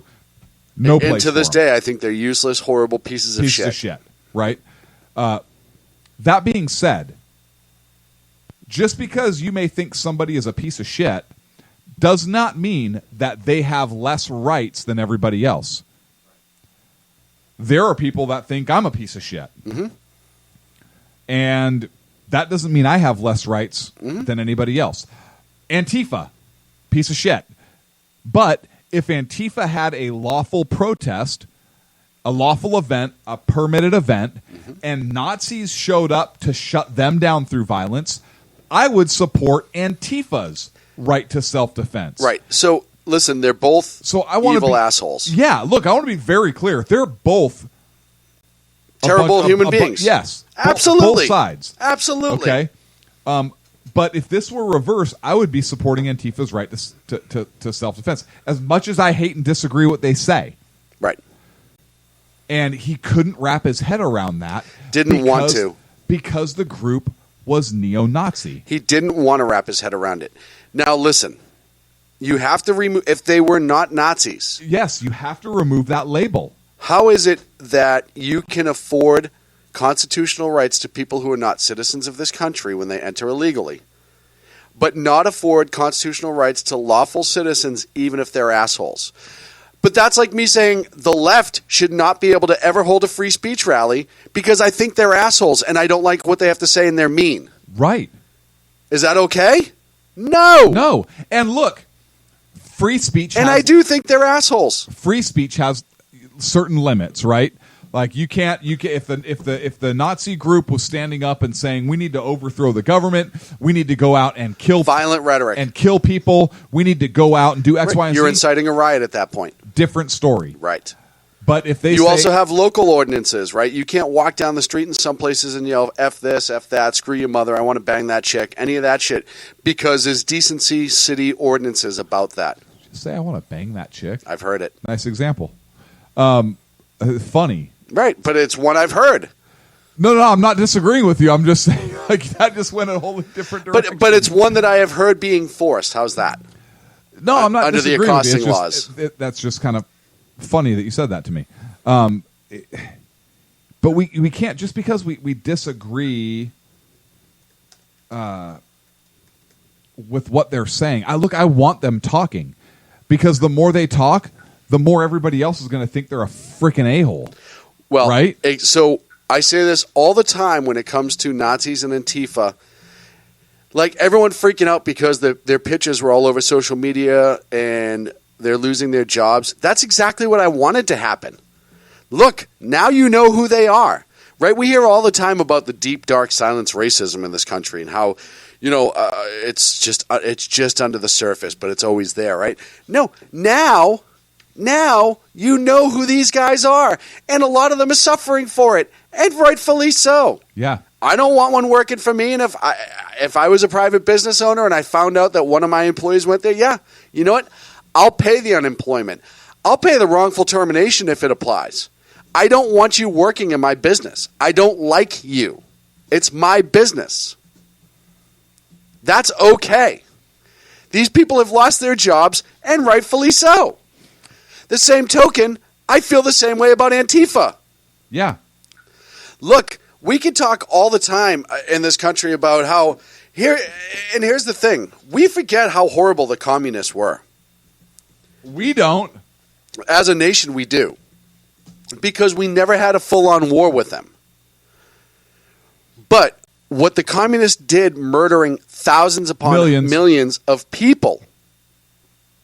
You're talking about Ukrainian starvation alone. Never mind the secret police murders, all those other things. People that went to Siberia that was were just never heard last from. week. Right. That would just never heard from again. The communists killed as many people as the Nazis did. Both groups are horrific fucking people. Yes. They are monsters. You can, these communists don't believe that. Bullshit. There's a statue of Lenin in Seattle that Antifa praises. Lenin killed 7 million Ukrainians through intentional starvation. Yeah. He was a monster. You know what the difference between how they look racially at people? There is none. They think they're the master race. Ethnic Russians, the Bolsheviks, anyone who is not ethnic Russian, they were useless. They'd murder them by the masses. Yeah, this modern Antifa doesn't have that, but they do have communist. It doesn't have it yet because it doesn't have the power to have that. Yeah, I don't know that they will because bullshit. There's now because you look at who their leaders are and everything else. They're master idealists. What do you think they would do to people like you and I if they took over total power of law enforcement, the courts, all those other things? What do you think they would do to people like you and I? No, I know, but it's because of our ideas. Right. Not because of our race. No. But it's the same prejudice, right? It doesn't. Right. It doesn't matter what the prejudice is. It is a prejudice. Right. Correct. That's what I'm saying. It doesn't matter what the prejudice is. If you're a Nazi and you believe white people are the master race, is no different than an ideal difference. Right. Because one believes they're the master race, the other believes they have the master. So that's what I'm saying. Okay. If these Antifa lunatics ever took power in this country, people like you and I would be brought out and shot and killed. You look at how they try to silence now. They use the courts because they don't have the power, right? So they file all these ridiculous lawsuits against people, right? To silence them, shut them up, change their political ideas. Shut down their rallies. That's what the left has done. Shut down their businesses. Yep. They go after conservatives and Christian groups like crazy. Yeah. And it doesn't matter what color the conservatives are. Look, and it's the first step. Well, it's more than the first step. It's probably the second step, right? Mm-hmm. Towards eliminating the opposition. Exactly. Because then you disarm, and then there's no defense. Gosh, who did that before? Somebody help stop. Me. Who did because that? I know there's there's at least one group in history that would disarm. A couple, right? The Russians did. Who else did it? Who else? I'll think of it. I can't remember. I seem to recall yellow stars. Yeah, red armbands. Right. People that they didn't disagree with because they looked similarly alike had to wear yellow stars to identify themselves. That I don't know. well. Yeah, we'll think of it. I'm sure it'll come to us. I'll ask Jeff Donetz if he can help me remember who that is. Okay. But it's the same thing, right? And you look at Ralph Chittum's, one of our hosts, who's on just before Jersey Joe. Ralph was essentially told through Facebook that he needs to be lynched by another black man because he was a conservative. It is ideals. They are resorting to violence. They encourage violence. You look at Antifa's manifestos, and you look at their web pages, and you look at all these people. They're an organized organization who are using violence to shock the masses for political change. What does that equate to based on the U.S.'s government? U.S. government. Son of a bitch, it's terrorism. Terrorist organization. Almost to a specific point. Yes. Domestic terrorist group. That's a domestic terrorist group. Yes, it is. You look at ALF. You look at ELF. You look at some of these other groups. Yep. And the general definition of terror by the United States government is exactly what I just said. An organized group through propaganda and violence in order to change a political ideal and shock the masses is terrorism. Mm-hmm. Antifa is terrorists. You can't even say... You could say that some portions of that neo-Nazi group were terrorists. Yes. But the rally itself was not a terrorist rally. Right. They showed up unopposed as a political group in a uniform for the most part. Black shirt, black shoes, face masks, hats, and boots. By the way, Sam Janey, Politabunny, she writes for Twitchy now, friend of our show for a long time, has been a long time listener, had a great post and article. Chelsea Bradley Manning is siding with Antifa, obviously, and had a picture of himself or herself, itself, stomping the camera, but saying essentially, this is what I do to Nazis. Clint, the modern description of the Nazi uniform that has been thrown around the last 10 years has consisted, 25 years now, right? The black Navy flight jackets, black and orange, that's been an indicator, right? Blue jeans, the haircut, which I think is a riot.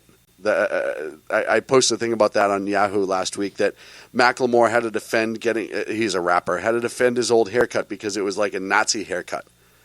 Yeah.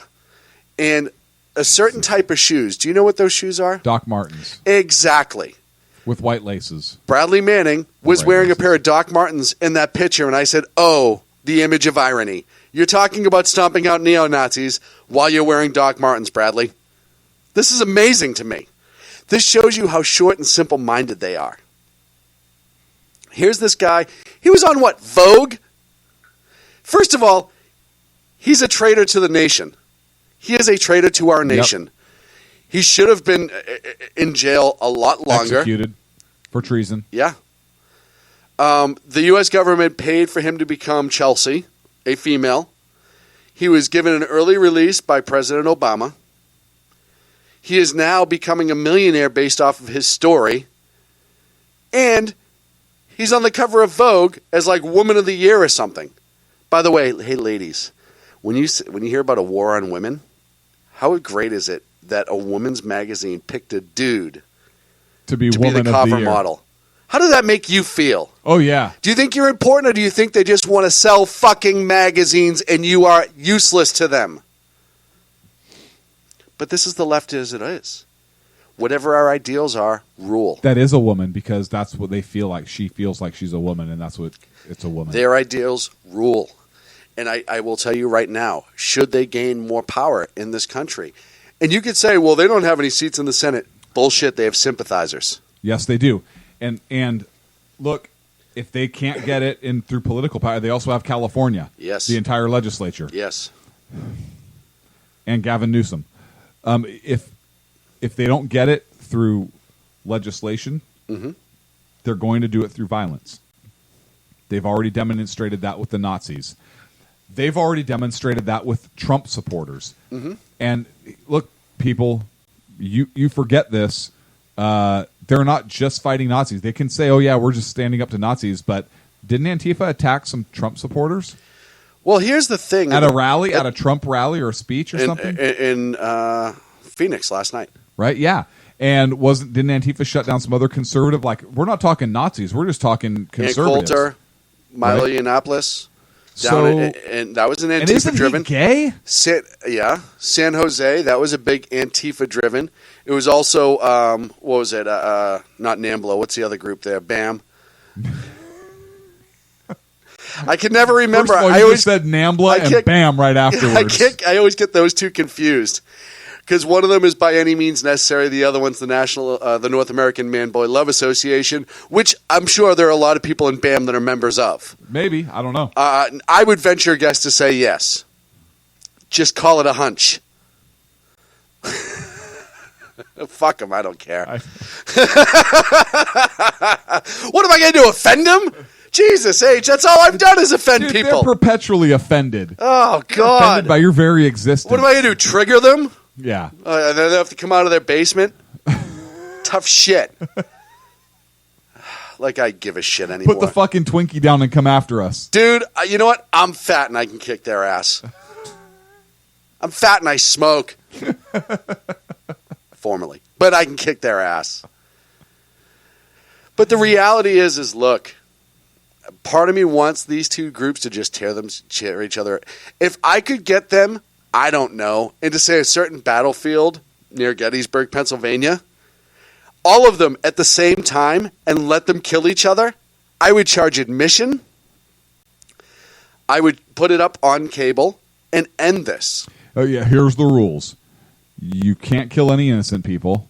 No, you can't go outside the squared circle, so to speak. You guys are all doing this on your own accord. Yep, sign the waiver. Basically assisted suicide. You're all waiving your right to life. Which the left is all for assisted suicide. Right, all for and that. the fascists, the neo-Nazis, is super leftist, actually. So they're both on the left side. The rules are there ain't no rules. Right. Go for it. Have you ever seen... It's like Purge. Have you ever seen Anchorman with the newsman fight? Yes. It's much like that. And if somebody doesn't use a trident, I'm going to be pissed off.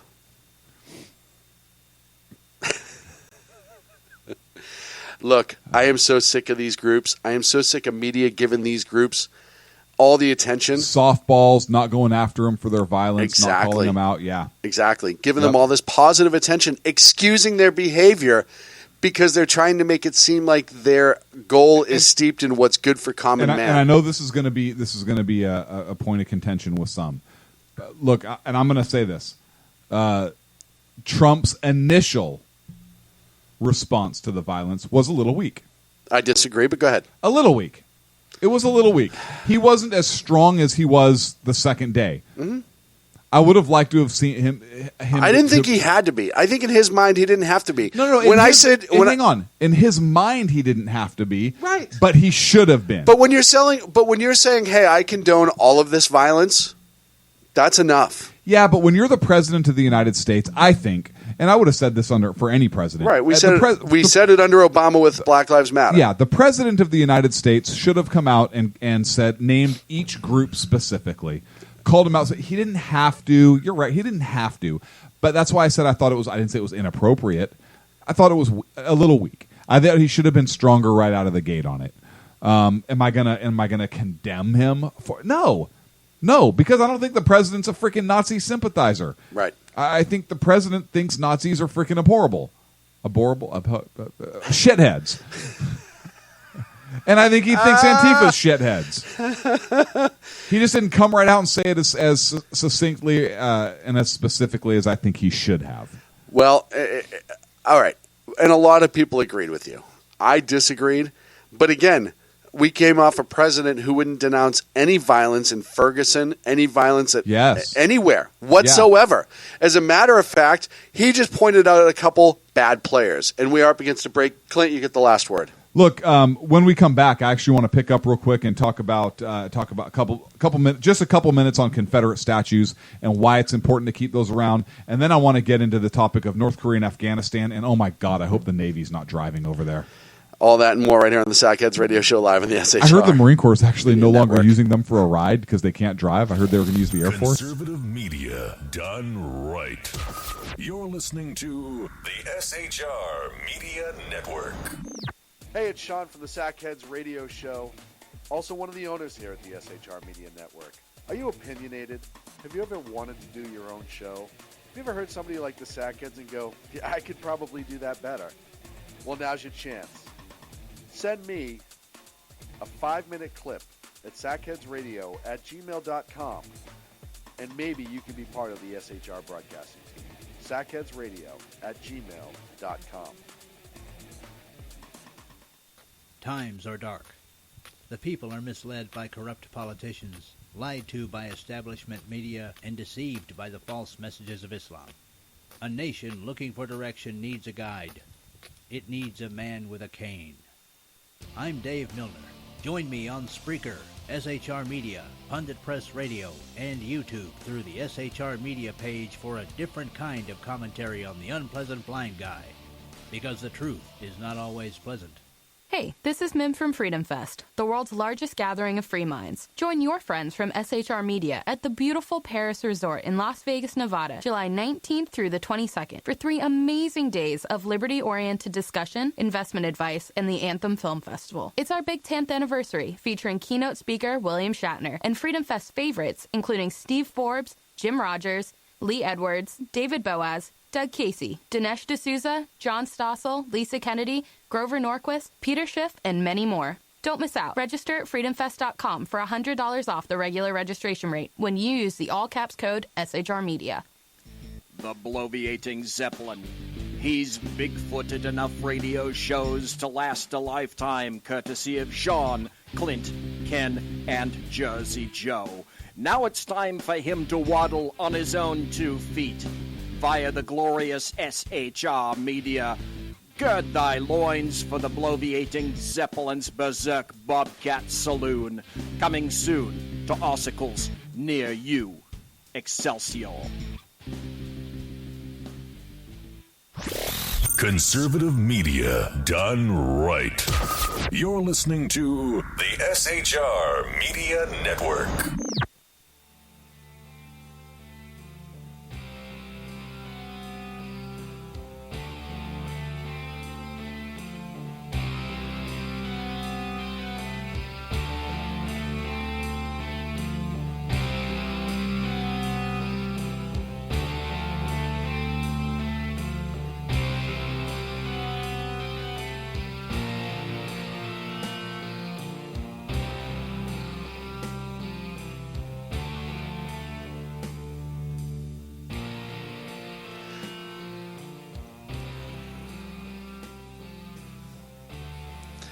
And welcome back to the Sackheads Radio Show live on the SHR Media Network. Thank you so much.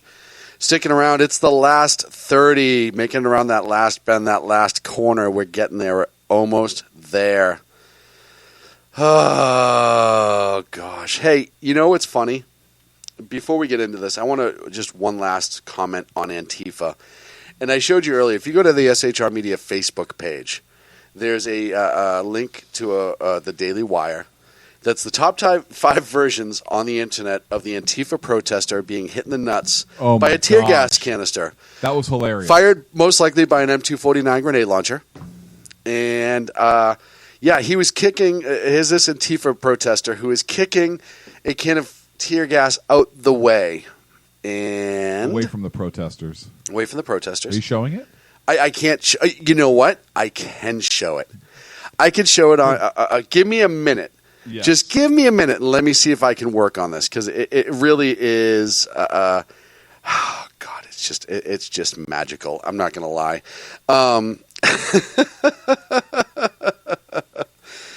Oh, let me see if I can find it. Oh gosh! So if you go to SHR Media on our Facebook page, it's right over there. Ooh, nope, that's not what I want to do whatsoever. Whoa! No, negative Ghost Rider. That pattern is full. Either way. Oh, did I just kill? Oh, I may have just killed our YouTube feed, dude. I may have destroyed it. I may have killed us right now. Don't do that. Oh, this is what I get. Either way, go to facebook.com SHR Media. Oh, there it comes. And you can see from the Daily Wire, whoever, I want to know who the geniuses are that find these sound effects, these sound clips, and mash them into these, because it's beyond me. The genius of these people is beyond me. At one point, it's done to the theme of My Heart Will Go On from Celine Dion. I Will Always Love You. From who's Mawetzi there? What's her name? What's her name? Whitney Houston. They've done an amazing job with it. So it's definitely worth it. I just want to see what everybody thinks. Vote on it. What everyone thinks, just vote on it. Let me know. Sorry about that. I screwed it up. I don't know what the hell I did with it, but I had it there somewhere. Oh, here it is. Oh, thank you, BZ. I do have it. And by the way, we are back on the YouTube channel because I screwed it up so bad. It's just pathetic, really. How horrible. That's it. Everyone can see my Facebook page. What? Have you found it? No, go ahead. You keep talking. I'm finding it right now. All right, you find it right now. So I'm gonna talk about the Confederate statue. There it is.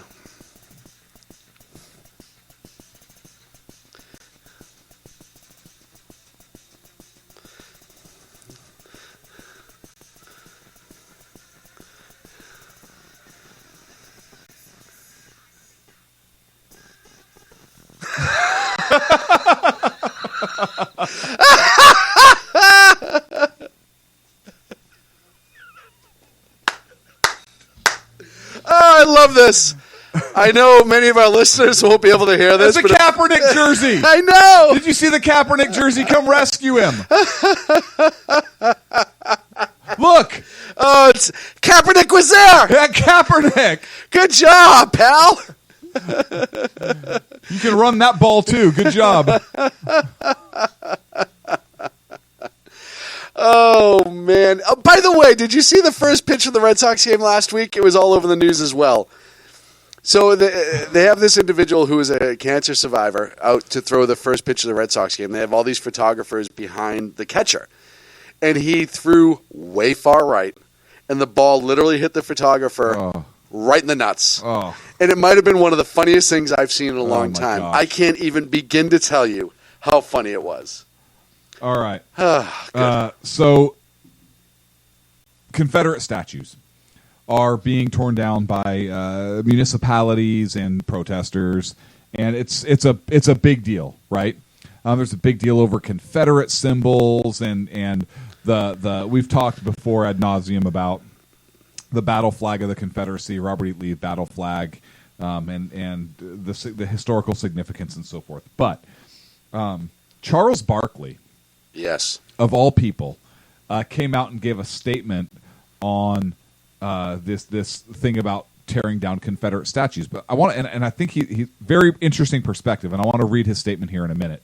But I want to talk about the importance of, look, that's part of our history, folks. And there were a lot of Confederate generals and so forth who were members of the United States Armed Forces. They went through West Point.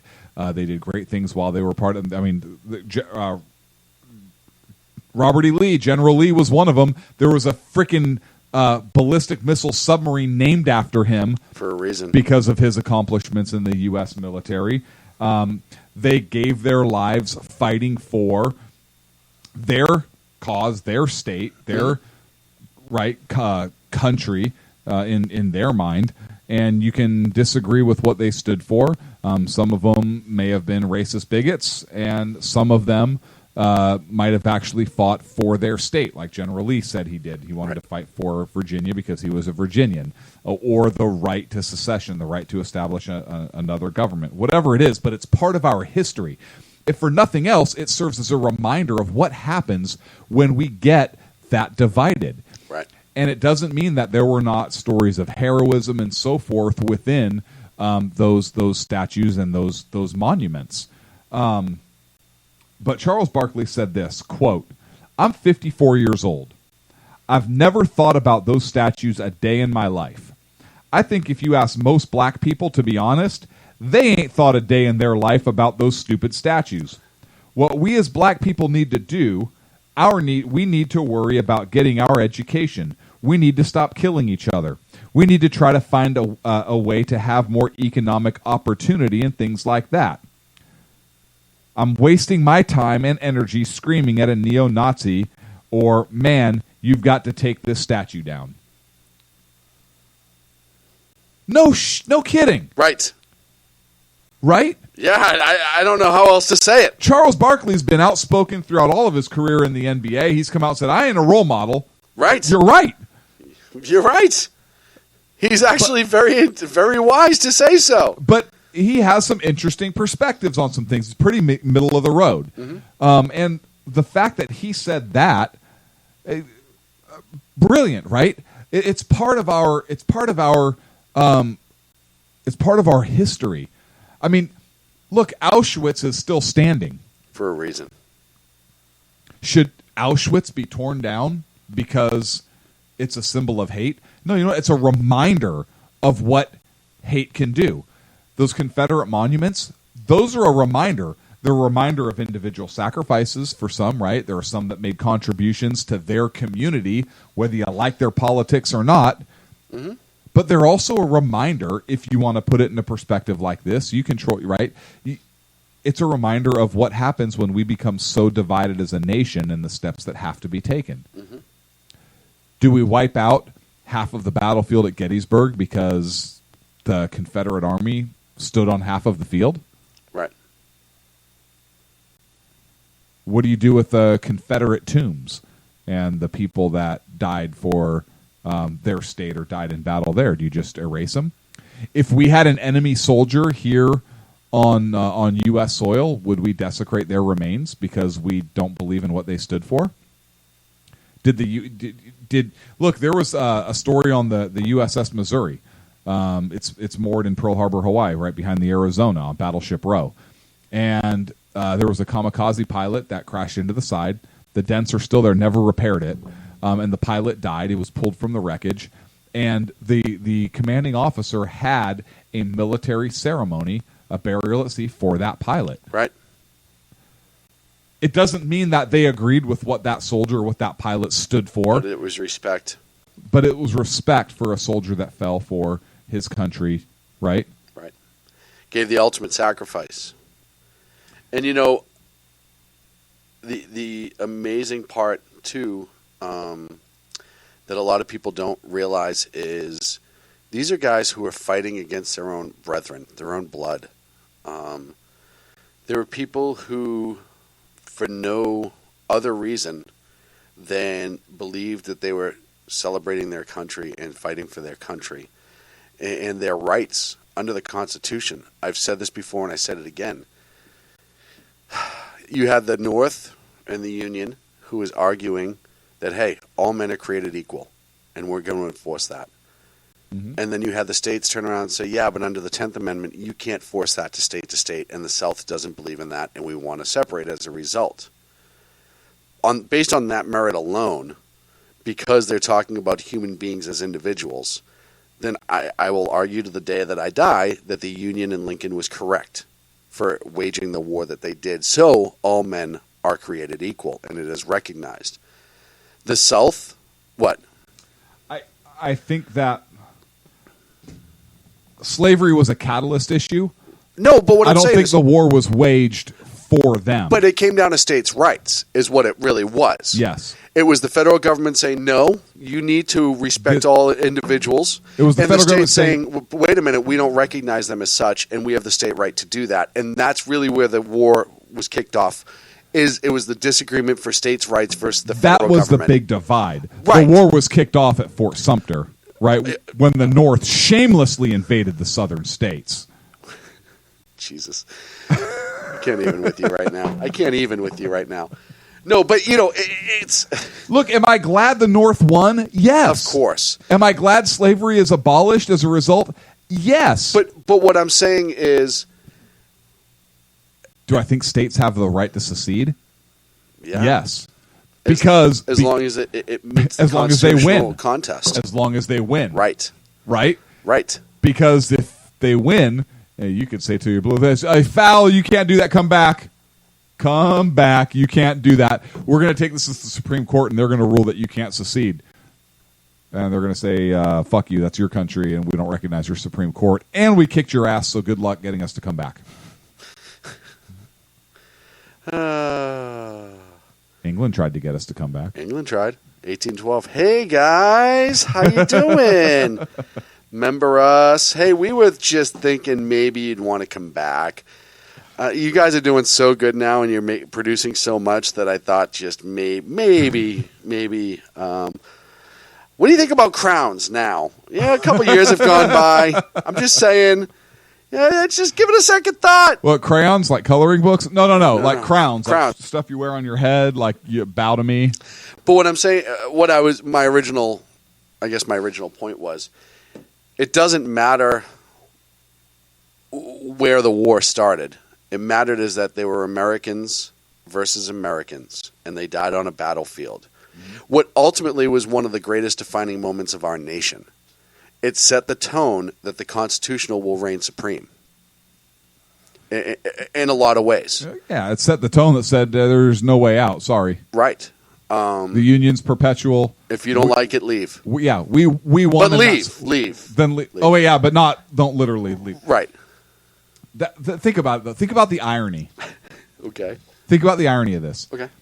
A constitutional issue was decided not by the Supreme Court, but by war. Yes. And if another state wanted to leave and had to do it through force and won, mm-hmm. then it wouldn't be constitutional, but you did it anyways. So you really can do it, but you got to fight to do it. But you can't not do it. But you can't not do. Huh? Oof, yeah. There's only one state that has in their articles or in their state constitution and part of their being part of the country is getting statehood is Texas, that has the lawful right to essentially leave at any point and be their own nation. Yeah, that might have been resettled, though, when they actually left the first time. I don't know. I don't think so. By the way, here's another picture. Clint, I'm going to blow up my camera for a second. Okay. And I'm going to see if you can see this. But this is on Facebook as well. This goes back to the Robert Lee thing. I can't see it. It says Robert Lee, circa 1863, before leading the Army of North Virginia into combat. And it, of course, is a picture of Robert E. Lee with the Asian broadcaster's head on it.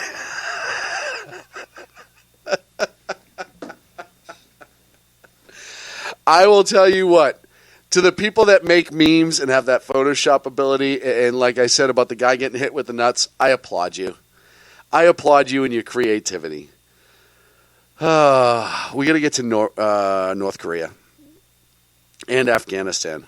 Look, one of the big speeches this week from Trump was that we're going to be adding 4,000 troops to Afghanistan, that it is not a nation-building mission. It is a terrorist-killing mission. I know he has said in the past, hey, we got to get out of Afghanistan. We're losing troops. We're losing money. We shouldn't be there. We shouldn't belong there. What do you think, Clint? Adding the 4,000, the troop surge, do you think that was a smart plan? Because he's not saying we're not getting out. He's just saying we got to win and get out. In Afghanistan? Yeah. In my opinion, that's how I read it.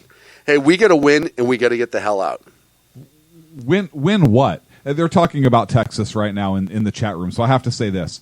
Look, in the Texas v. White case, the United States Supreme Court ruled that there is no constitutional right of secession, that any articles of secession by any government made at the time was unconstitutional and were therefore null and void. Mm-hmm. And as such, the Texas, and all seceding states, but Texas specifically, remained a member of the United States even when it was in a state of rebellion during the American Civil War, and all U.S. law applied at the time, including all bonds and blah, blah, blah, blah, blah.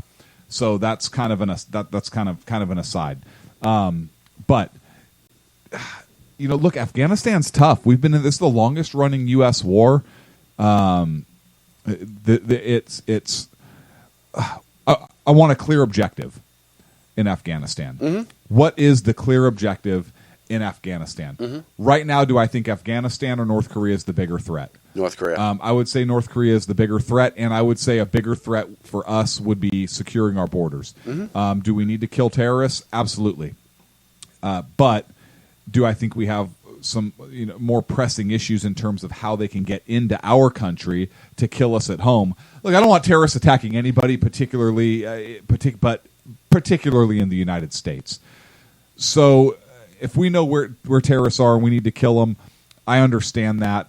But I don't want a longer, more protracted war in Afghanistan without a clear objective, or with a simple objective of, we're just going to go kill terrorists. Right.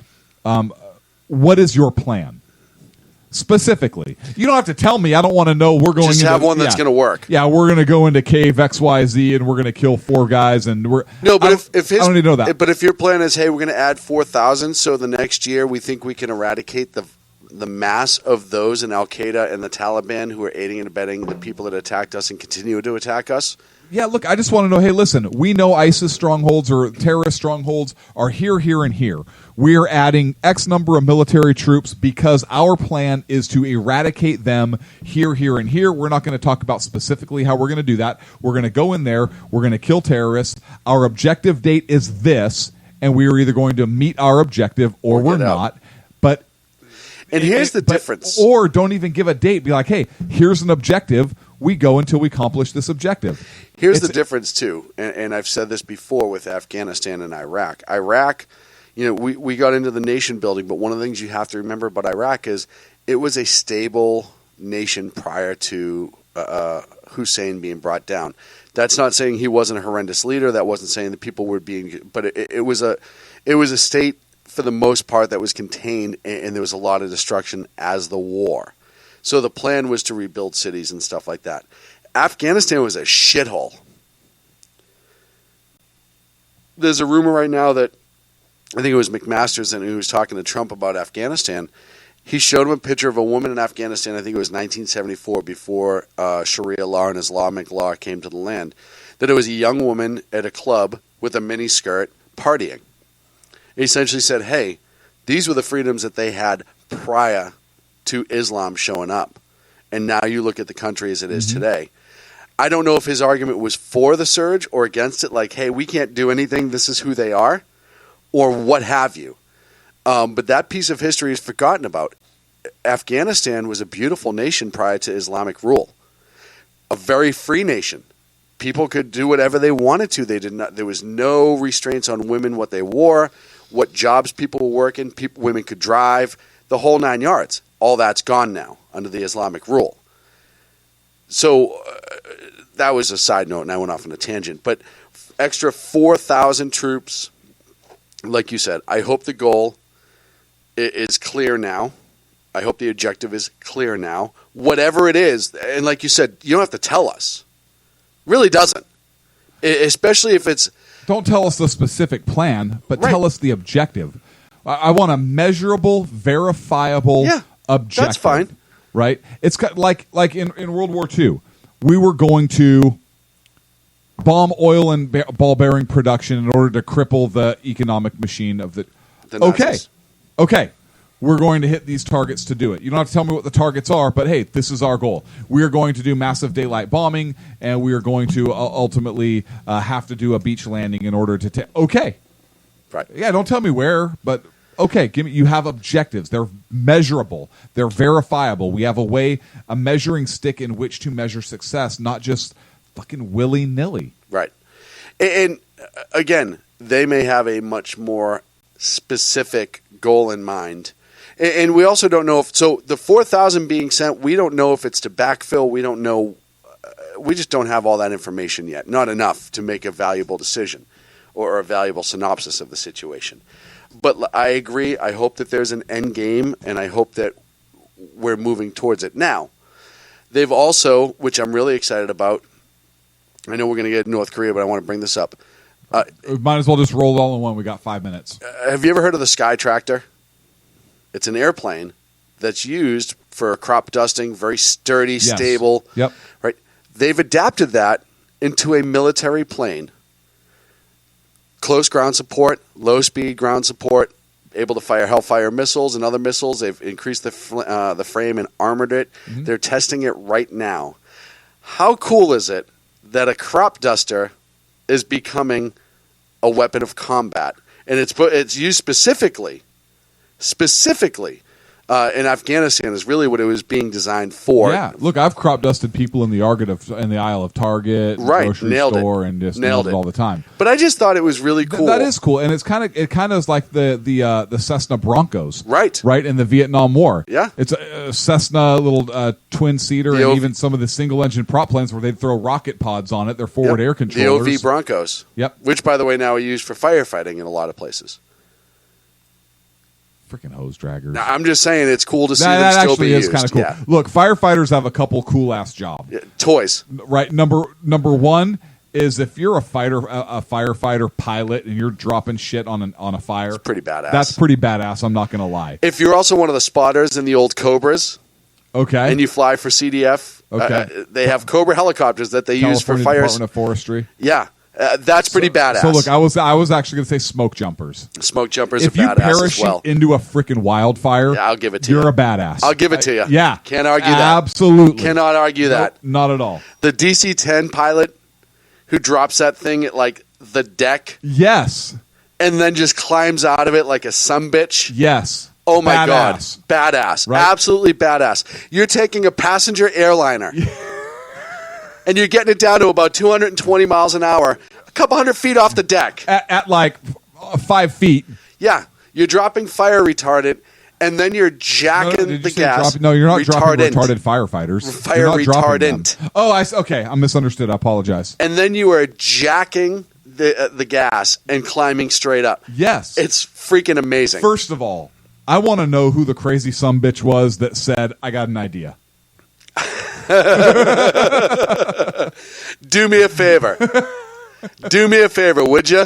Yeah. Give me a DC-10 and some water. I want to show you something. Yeah. Yeah. Watch this. Hey, load this sucker up with chemical. Wait, what? You know that was trust me, load this fucker up with chemical. There was a former fighter pilot who was working for an airline. I'm going to say bomber pilot. Yeah. Who was working for an airline who was like, I have an idea, but nobody's going to go for this. I kind of want to go back to war, but I don't want to go back to war. Yes. And I think one of these big-ass sumbitches can do it. Yes. Let's see.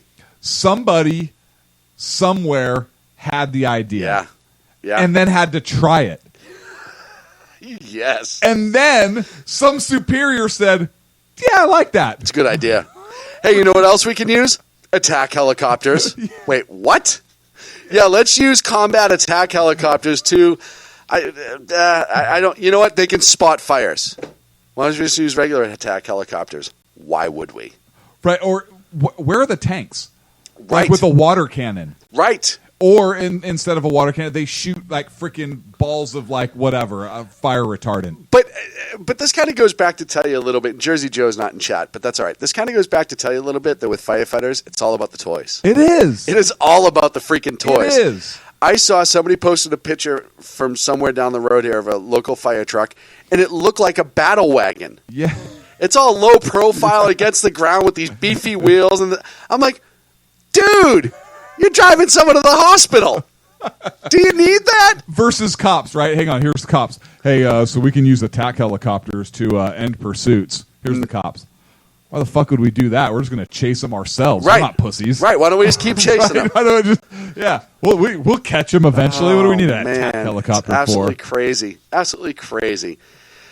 Folks, that's it for the Sackheads Radio Show live from the SHR Already? Network. It is that We time. didn't even really have a wrap up. I know we didn't have a wrap up, and Hang I on, we got to apologize. get to North Korea because that's on the top of the board.